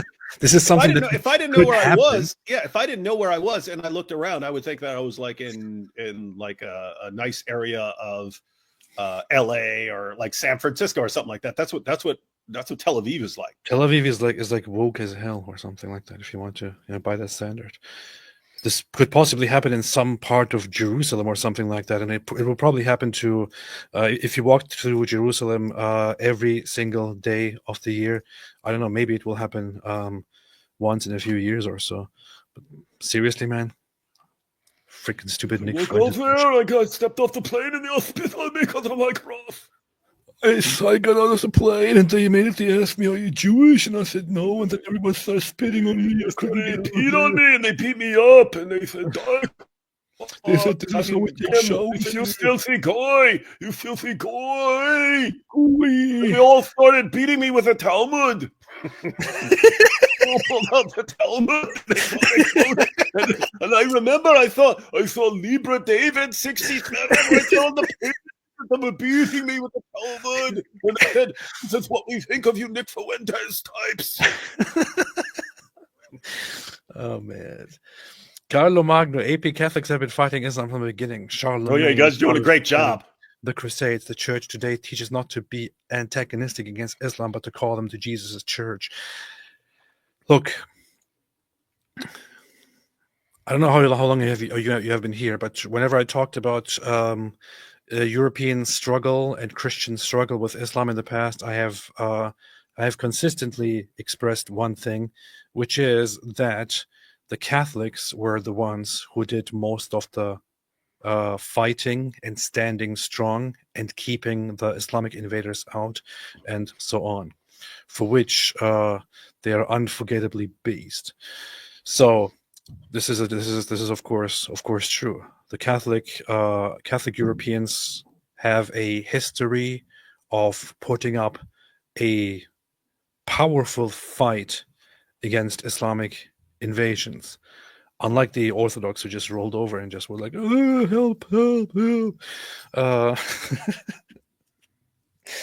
Just kidding, man. Unfortunately, that doesn't change the fact that there is a lot of weird stuff going on in the Catholic Church nowadays, including, as we just recently went through it, John Paul II saying, may Saint John the Baptist protect Islam. What is this? Things like that. It's just wild. I'm not denying the role that Catholicism played in keeping out the Islamic invasions, but right now it's kind of like what? Yeah, it's kind of like, what have you done for us lately? It's like when you're like, oh, but look at what we did. It's like when Muslims say, oh, but the golden age of Islam back then when we did something. It's like, what have you done lately? Powerful. Yeah, because that was Orthodox. Well, unfortunately, I mean, I can of course say that Orthodox also put up a fight against the Islamic invaders. They just didn't put up a very good fight. You know, they just basically gave it all away over time. Razor's edge shaving. The West forgot the hundreds of years of war and the unrelating hostility of Islam and fell asleep. I've been reading Ibrahim's book. I'm glad I found you guys. Awesome. Good book to be reading. That's a good book. That's a good book. Fantastic stuff. Wahumad. Hey, what's up, Wahumad? Wahumad Wah, Prince of Zarazland, says, Wahamdulillah. This is a good character.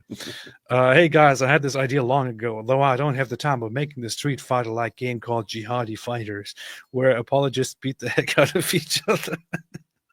So far, I said 3 types of teams: Christian, Jew, and Muslim. This is interesting. We should work on that. It could definitely happen. It's a good project. Thank you, Wahumad.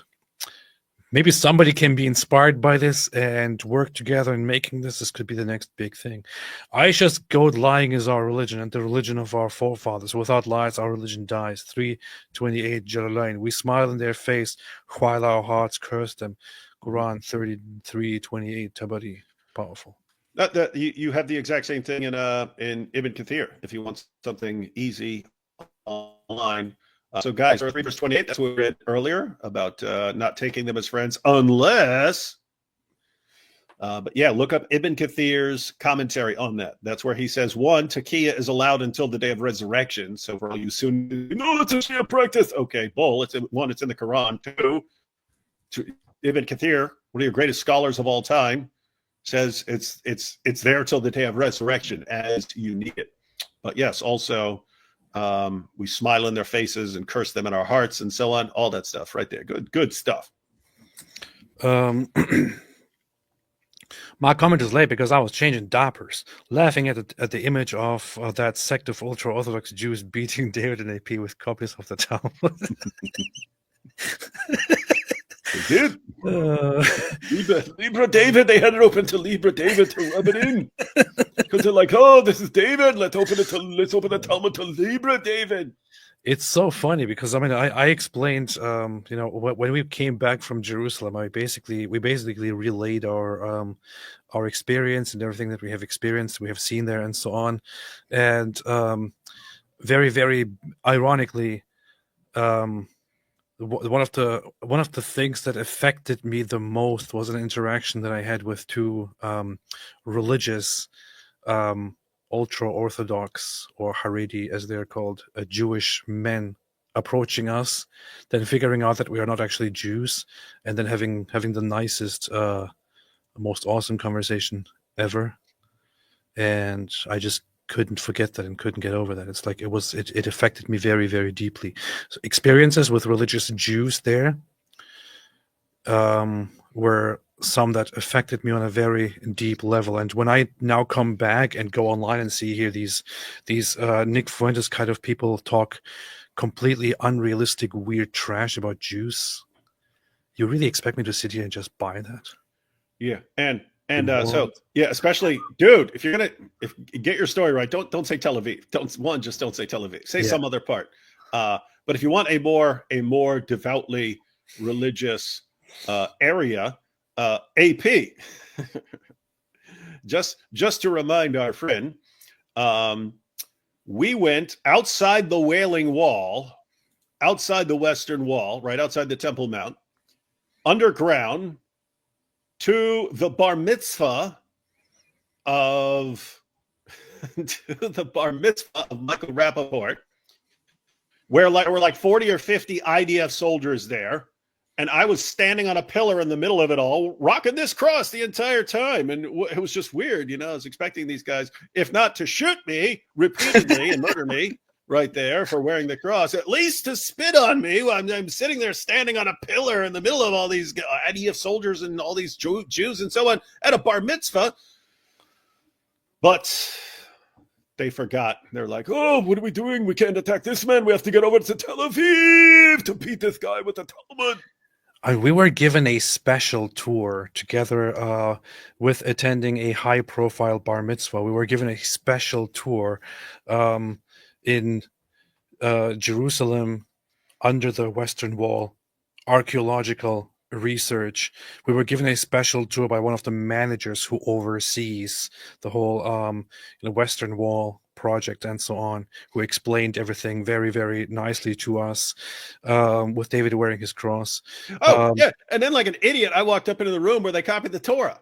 Yeah, then David goes into one of the most holy places there, where there are a bunch of rabbis and students and so on sitting and reading and studying and copying and so on, and he just walks through that room with his hey, what's in here? I'm like, hey, what's in here? Walk through the whole place.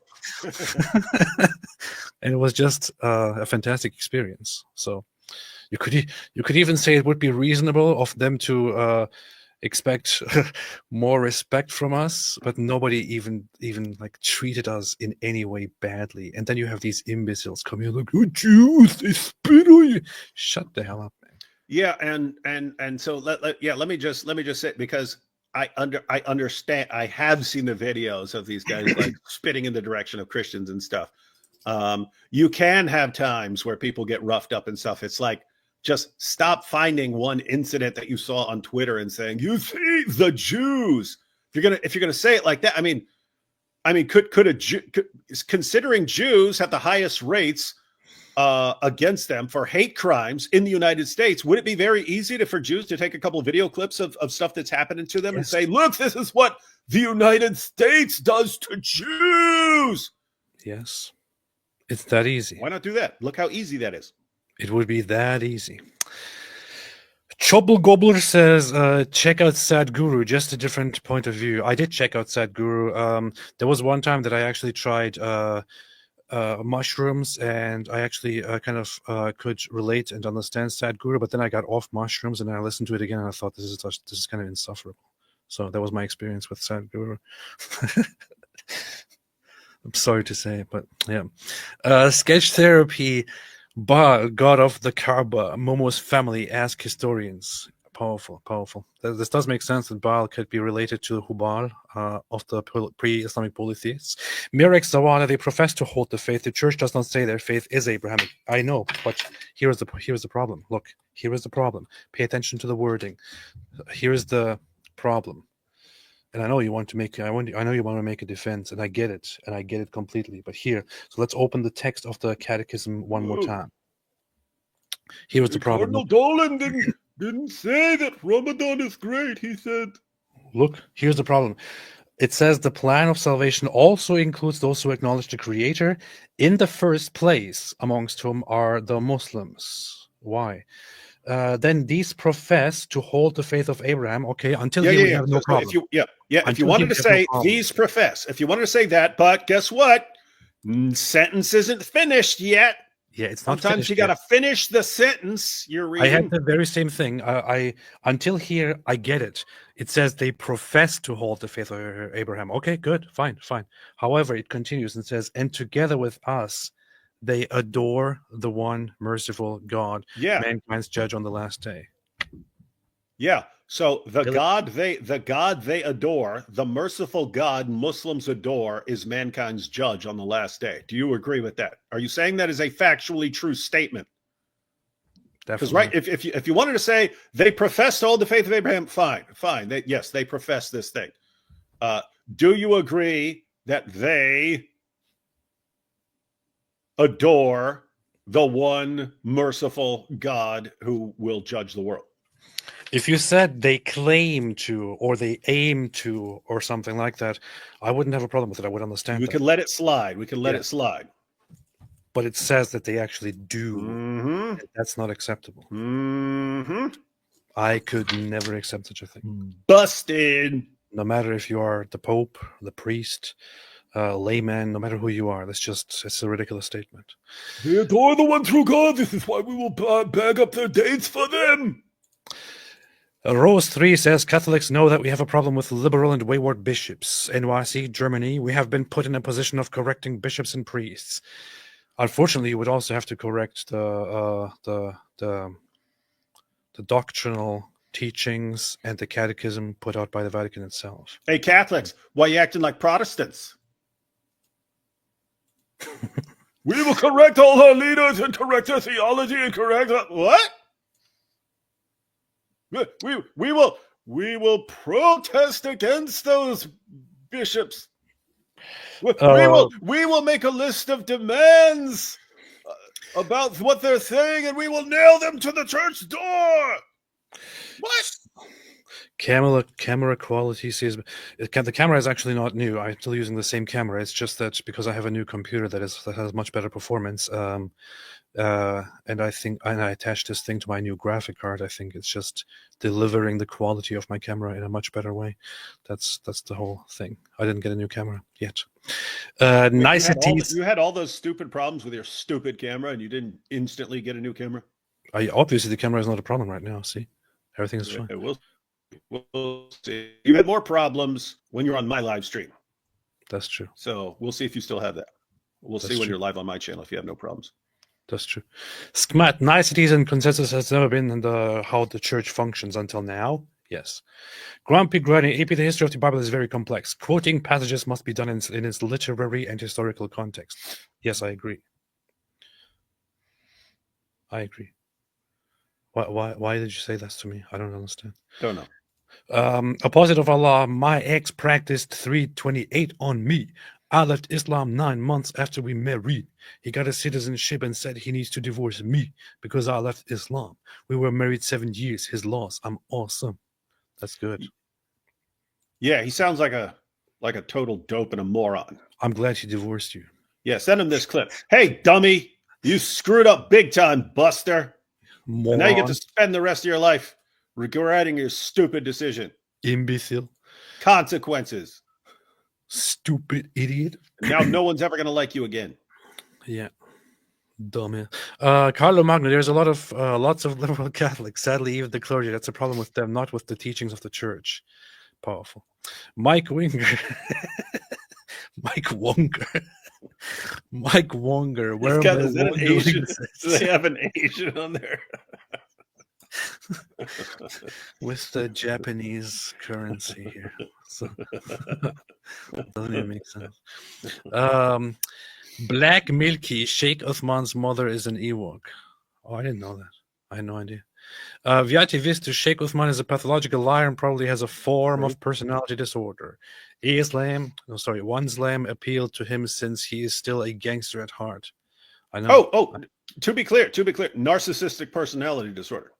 I guarantee it. I guarantee if you sat that guy down and convinced him to give true answers to a psychiatrist, same thing with hijab, same thing with Ali Dawa, same thing with several of them.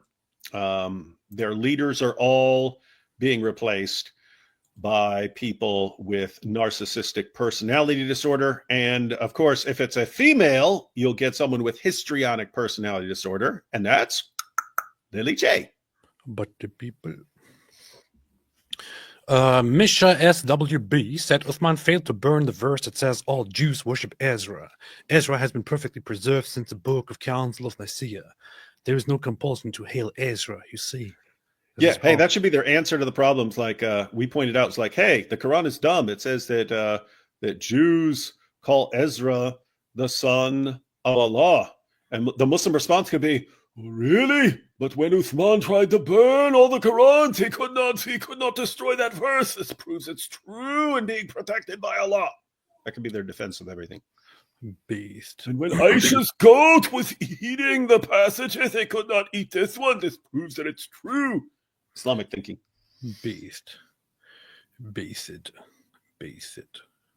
I'm officially wongling, a wonker. Where's Shaky Booty at? He's been gone for a while now. I don't know. Loco said y'all should get Misfit Patriot on. I followed him for some of his takes on Twitter. Not for many others. He did this weird thing recently where he went and attempted to have a debate with Jay Dyer about Zionism or Christian Zionism. Like, why would you do that? It was such a stupid thing to do. Such a stupid... A person who doesn't even know much about the Bible, who would try to have a religious discussion with Jay Dyer. So why would you do that? It was very embarrassing, honestly. Aleris Verus, contributing to AP Defense Fund.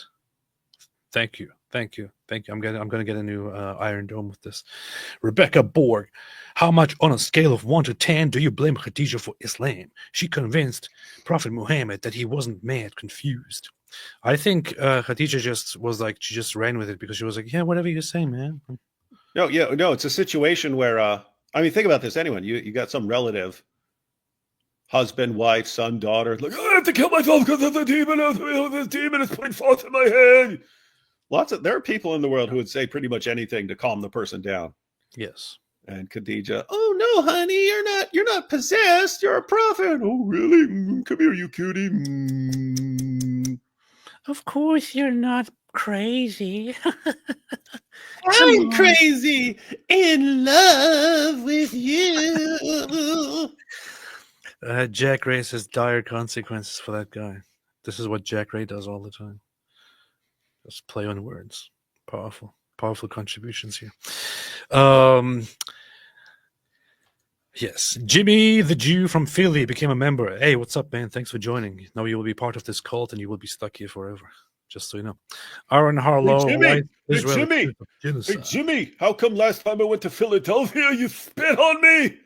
I was in Philadelphia and Jimmy saw that I was wearing a cross and he said, what are you doing? What are you doing, guy? And he spit on me. What a guy. What a strange guy. Wait a minute. Didn't I just have something else downloaded here? Apparently I did. Download videos. Okay, I have another video pulled up here. I don't know why. Let's see. What is this? Christians believe in Sheikh, they say. Oh, boy.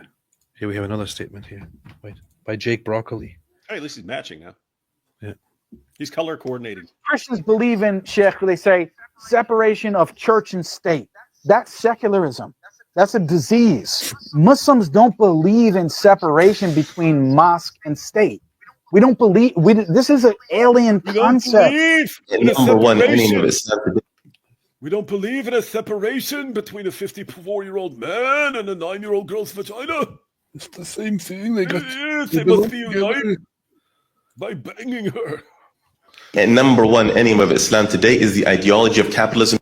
Everything Islam's we number represent two. Islam's number goes two, not in number one. total contradiction to what the West represents. That's why we live there.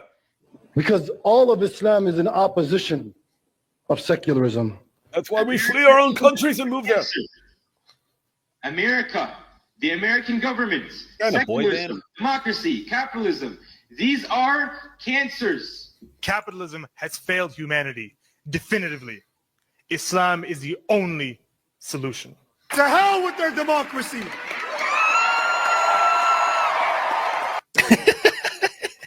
Woo! Where do we want to live? Under their democracies. People's Conference for Palestine. Look at these freaking idiots, man. These. To hell with their democracy. Well, to hell with your Islam. Get out of here. Hey. Islam is a cancer. Hey, King, are you going to respond to this? Let me back up the dates for them. The king will prepare some extra dates for them.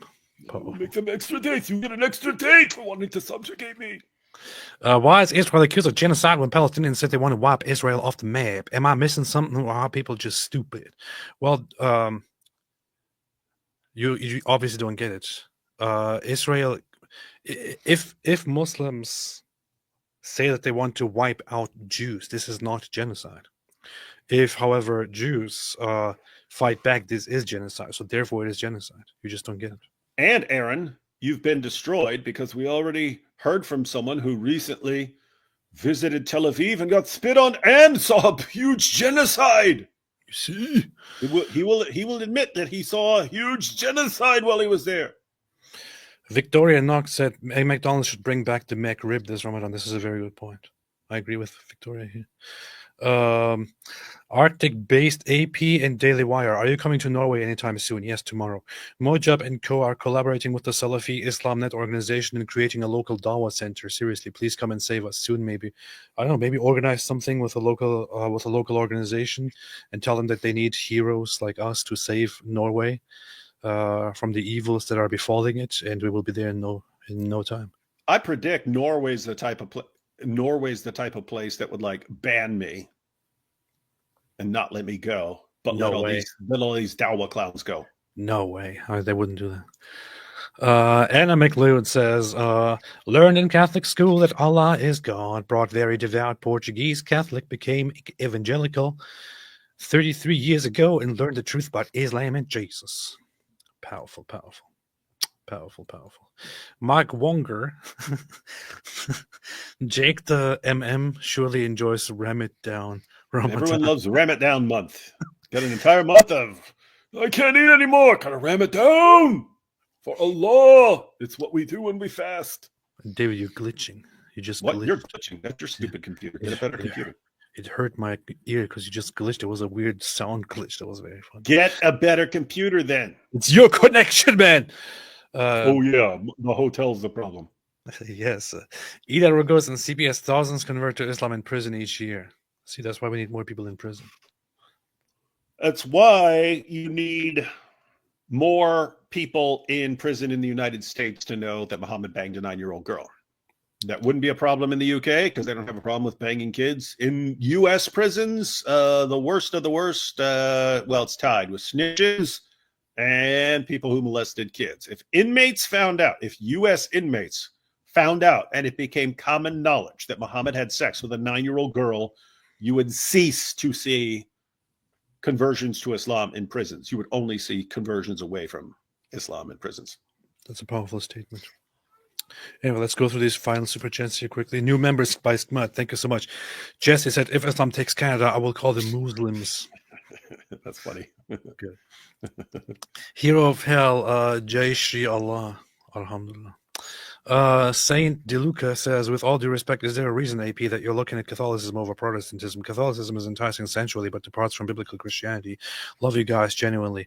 Is there a reason? Of course there are reasons. Do I want to get into those reasons at this moment? No, not really. There are reasons why I'm looking into one and the other. There are reasons why I'm looking into 2 over the other. There are reasons why I'm looking into 3 over those others. But do I really want to talk about it? Not really, honestly. I don't. I'm just going through the journey right now. And even if I say that I personally find some more appealing or reasonable than others, I've already said too much. I just don't want to talk about this right now. I'm not in a position to talk about this. All I can do right now is to be on a journey. That's it. And to practice some things. Knows too much. Uthman is a serious sheikh. He modeled his actions after Muhammad getting choked by Dihya in the cave. No, he reversed it. He acted like Dihya choking Muhammad, and he treated his wife like Dihya treated Muhammad when he choked him in the cave. That is powerful. Powerful stuff. Skmat, Canada is there with our Prime Dhimmi Trudeau.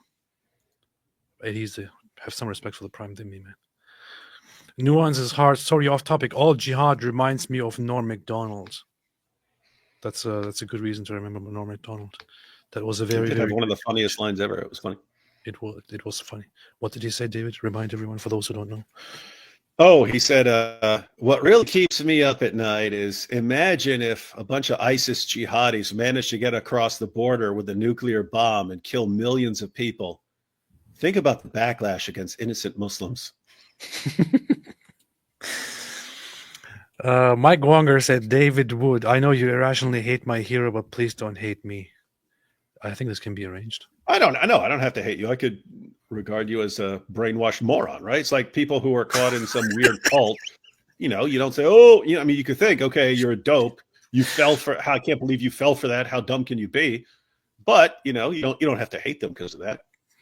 Beast it. Daily Wire is suffering from Dawkins derangement syndrome. That's what it looks like. There they go. Bring it up Dawkins again. Oh, you're having a serious conversation here. What about Dawkins? Shula made a super chat. Thank you so much. Cyrus the Great said, good morning from Pakistan. Really? I think it's pronounced Pakistan. Good morning to Pakistan, if it's really Pakistan. David Wu said, who is making these accounts, man? They're pretty funny. They're pretty David funny. Wu says, whether Really it's Wongalings or Wingalings, they're all unredeemable dorks. My arch nemesis, Mike Wonger, is the ultimate nerd. Seriously, Wonger is funny with a picture of an Asian dude in glasses. That's funny. David Wu. Okay. Who's going to be the Asian version of you? There's no Asian version of me. I am already the Asian version. Luke Lang, howdy, Jans. I'm thinking that after this semester, I'm going to do a YouTube during the summer and do some Islamic polemics. Islam polemics. Any YouTube tips from the goats? Yes. I would say do it right. And do it with might. And do it with a vision. And do it with a mission. And make short videos that directly address topics concisely. Do not speak too much. Be brief. You can do it, Chief. And you've got a couple months before the summer, so this is a good time. Watch some 5-minute tutorial. All the basics have been covered by various channels that focus on what works on YouTube. So take 5 minutes a day leading up to the summer to figure out all the groundwork and so on. And then as far as when you actually start making videos, if you're just getting started and so on, I would recommend finding some basically people who are posting content that's easy to respond to, and yet the person is popular.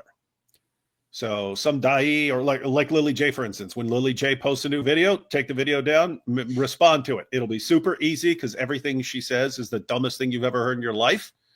And yet there's a bunch of idiots who watch her, and a bunch of other people who are shocked that people are falling for this. But those people who are shocked that someone's falling for that, they like to share videos that are making fun of her. So anyway, that's an example. Or we cover lots of stuff here by various Dawa guys. I mean, we're sitting there watching Adnan Rashid and Daniel Haqiqatjou and stuff like that. But yeah, find a popular Dawa guy or some sort of influencer and download the video, chop it up, respond to it. Yeah, I would say do it like Testify. Testify has a very good channel. No, except Testify makes fun of stuff and has very rude sound effects. that's true, and makes and uses memes and things like Hurts that. lots of people's feelings. Take everything that Can you Testify imagine? does. Can you imagine Apostate Aladdin actually going to Testify's channel and watching That's a video? true. That's true. So take everything that Testify does and just do it in a better way, not the way that he does it. I would say. Christian theology and apologetics, Dawa. Lying is so much fun. Lying is so much fun. Lying is so much fun. That is Dawa. Powerful. Kim, if Alex Jones made a game, AP and David Wood can make a video game, can be a Contra-like game going through bosses like Dia and Gabriel and Final Boss. Ooh, Contra. You know what the funny thing is? I've forever had this fantasy of creating a game, of creating a video game relating to these things. It's kind of like one day maybe it will happen, inshallah. You can't go wrong with Contra. I could probably write something down and hire somebody to make a game, to create a game. I still recommend the Endless Lives code from the Nintendo from Contra back in like 8th grade. That's how deep we were into Contra. Base it. I don't want to paint any large-scale endeavor with the brush, says Pasky 303. But brush that's dipped in the blood of its worst excesses. If then we'd be all irredeemable. JBP. I don't want to paint any large. You got to read it all like Jordan B. Peterson. I don't want to paint any large-scale endeavor with the brush that's dipped in the blood of its worst excesses. If then we'd be all irredeemable. Okay, that's good.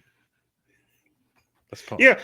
People say, "Hey, why don't you paint in a large-scale endeavor with the brush that's dipped in the blood of its worst excesses?" And I say, "How about no?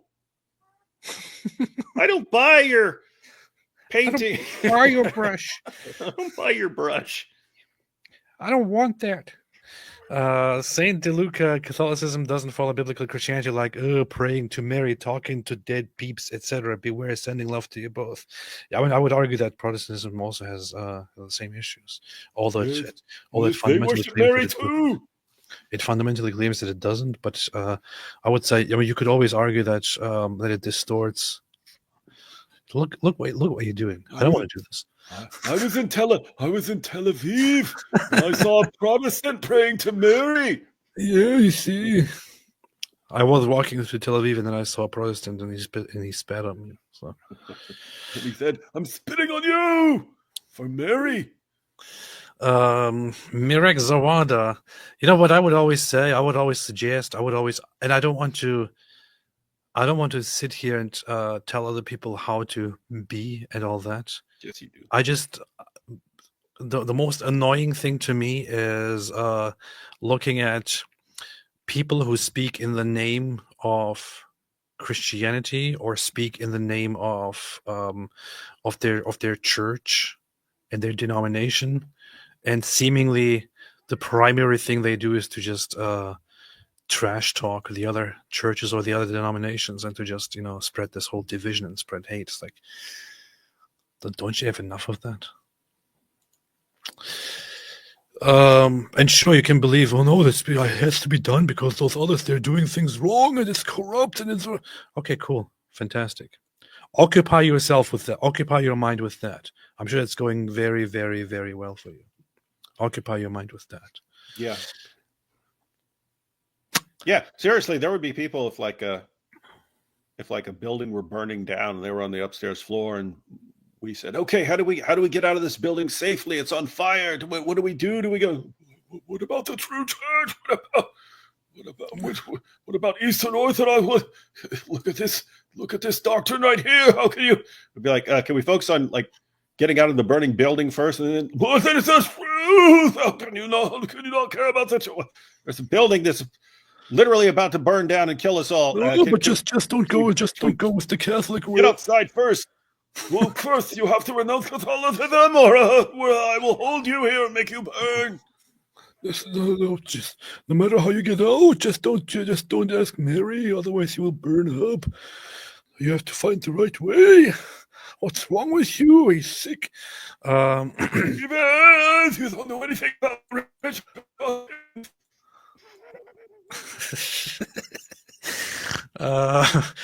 Mirek Zawada, but Islam has been long considered to be a Christian heresy. They try to believe in God of Abraham, but are missing his true identity, like Jews are. There were early perspectives that considered Islam a heresy of Christianity. Most prominently, John of Damascus. That was him, right? Who wrote about Islam as a heresy of Christianity. That's that. That's a quite old perspective, and it's not really comparable to Judaism at all, in my opinion. Yeah. Razor's Edge Shaving. What's up, Razor's Edge Shaving? Mirek Zawada, in a sense, we could agree with Catechism. Alhamdulillah. Coconut Lover, add his name, Adnan Rashid. He went to Africa with a suitcase full of Qurans and converted an entire village starving. That's powerful, man. That's powerful. He saved their lives. And then they died. That's good. Ayatollah Khamenei, fellas, you should start utilizing testosterone replacement therapy and lifting weights every day. Tea is great for your state of mind. Okay, doing it right now. James Darmodi, do your Jewish idol worship the true God, David? Oh, I see in your face. Jewish idols worship the true God. Why do you worship Jewish idols? idols? Nick Fuentes. Why do you worship Jewish idols, David? What's wrong with you? David, you goy, you filthy. Man. Aleris Verus, I too visited Tel Aviv and they kidnapped me and sacrificed me for Purim. Oh, really? That's interesting. Yeah. I believe you immediately. Yeah, it sucks. That just brought back memories. I remember when they chopped me up and used my blood in their matzah crackers. Yeah. It sucked. I just remember they invited me over for Sabbath, and I thought, hey, yeah, that's awesome. But then they actually they chopped up my hand and used it for cooking for the Sabbath dinner, which was kind of and they weird.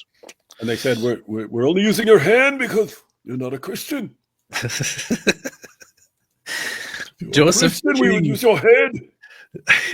Joseph King, I find it hilarious that all of them want to come to the developed world to flee war, yet the moment they do, all they do is bash everything around them. That's what they do. Oh, come on, I don't have my sounds with me. It's terrible. I don't have my soundboard here. I wanted to play That's What They Do. Anyway, next time. Sketch Therapy, new slogan. Momo is a chomo. He wrote the Quran. Good. That's good. Use it. Utilize it. Just an hour ago, there was 16 super chats left, and now there are still 16 super chats left. AP, would you be down to debate Amru Fadl? I'm pretty sure that Amru Fadl is not interested in debating. Why would I want to? I'm happy to debate Amru Fadl, but Amru Fadl is busy just having his channel where he just invites OnlyFans models on it and humiliates them, and calls himself Myron Gaines because he's embarrassed with his name Amru Fadl. But sure, I'm open to it. Arctic Based, I recently put up my Wingeling shirt and got spat on. You see, this is the proof. Well, you shouldn't be walking around with a Wingeling shirt. Well, you shouldn't have come around me then with that shirt on. Christian Killian, David, either you watching The Chosen? Good show. Why do you say David and then you say either of you? Are there two Davids here? I've never seen 1 second of it. I did see it, and it did get me going. Like the first 2 seasons or so. I don't know where I stopped. At some point, it started getting a little bit weird. Overall, I think it's pretty good. It's pretty good. Pretty good. Aisha's goat. If you were a Muslim, would you choose a goat or a beardless boy? If you were a Muslim, would you choose a goat or a beardless boy? This is a difficult question. Depends on what I am. What about a beardless goat? What about a beardless goy? Jack Gray, AP. Oh no, I've said too much. I said enough. That's me in the corner. That's me in the spotlight. Finding my religion. Like finding my religion. Instead of losing my religion. Based. Christina said, what's the game plan for 2025? Well, first, Lots of eating, then lots of drinking, lots of sleeping, and then anything else you can think of, basically, I would say. Other than that, multiple big things happening. Multiple big things happening in 2025. Got to decide which one you want to set off during Ramadan.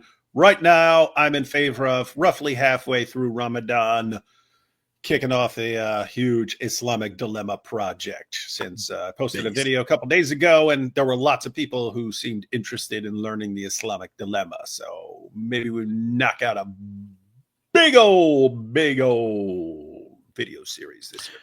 I got things recorded and ready to be pushed out there. Doing that. Still have a bunch of other things in the planning. I'm going to be attending a conference for the first time in my life, where I will probably be speaking. Nerd. And stuff like that. There's a lot of stuff coming. 2025 is going to be a bad year for Islam. Don't get scared, AP. Don't get scared while you're standing on stage in front of people. They should be scared. Not a good time to get scared. They should be scared of me. Timothy Freeman, prots here talking smack about the one true faith, or purely talking about out of their our soul.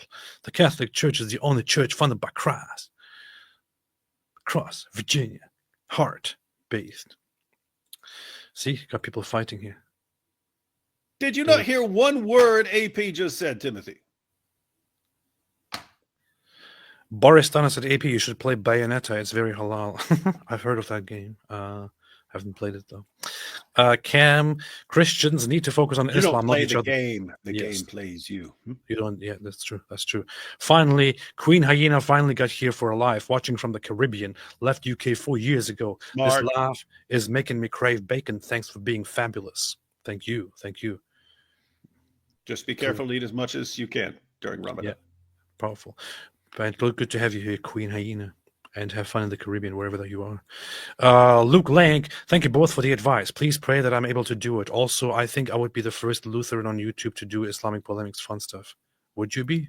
I don't think so, actually. Did Lutheran Satire do anything on Islam? Who's Lutheran Satire? You don't remember the Horus video? 'Tis I, Horus. No. Horus Ruins Christmas? Classic, man. No, I don't. I've never seen a single thing from a channel called Lutheran Satire. I think you wouldn't be the first, but you would be a good one. You should do it. Veritas, TBF, Pallies are retarded.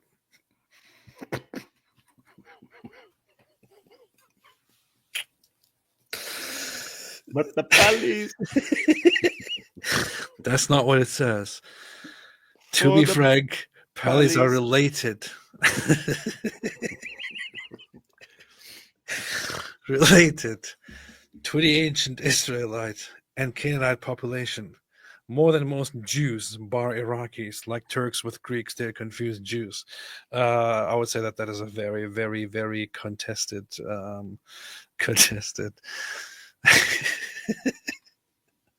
point to make. You have graphs in which you can see a consistent proximity of Jewish DNA together to the Levant, whereas with the Palestinians you see an overlap with Arab populations and so on. I just don't pay any attention to the genetic aspect of things at all. I think it's a bunch of nonsense. John the Presbyter says, Jews in Tel Aviv beat me with a dreidel in a sock. If you don't believe me, just ask me.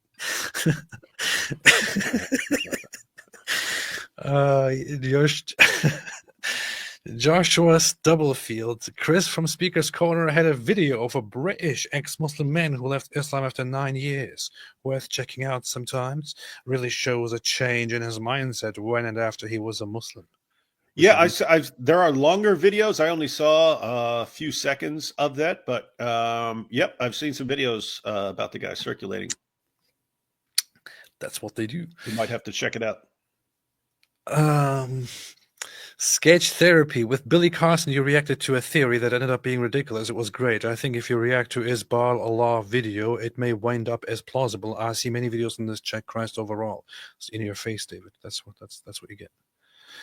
Goshi Peters, we became a member. Welcome to the cult. Casper made a super sticker. Thank you so much. Rebecca Borg said, in my opinion, if Pmo had received professional therapy for possibly OCD, epilepsy, PTSD, he may have yet been a reasonable leader.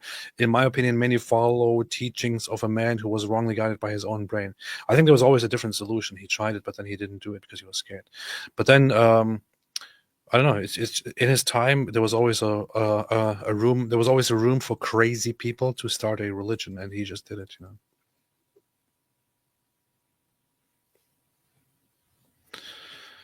Yeah, somebody should have taken him out for dinner.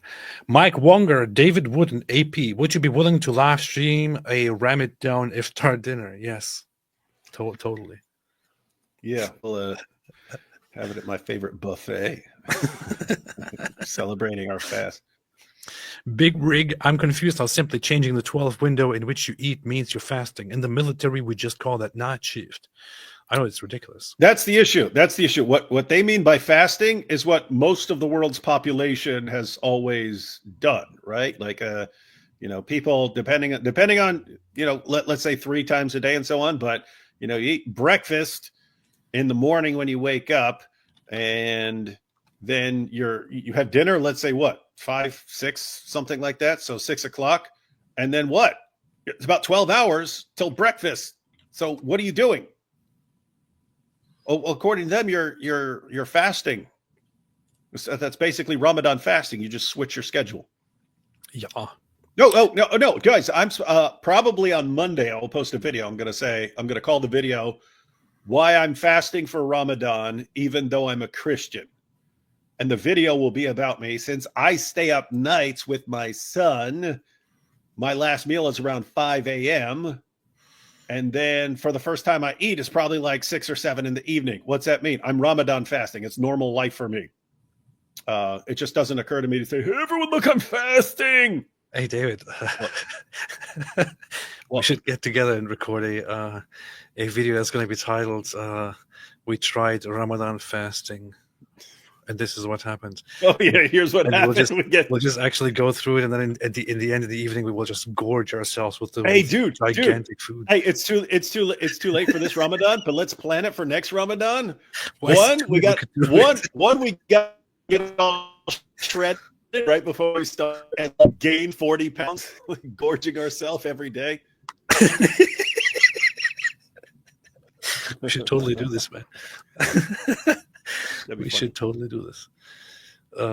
Like a gigantic meal at the end, and then have our thoughts about it.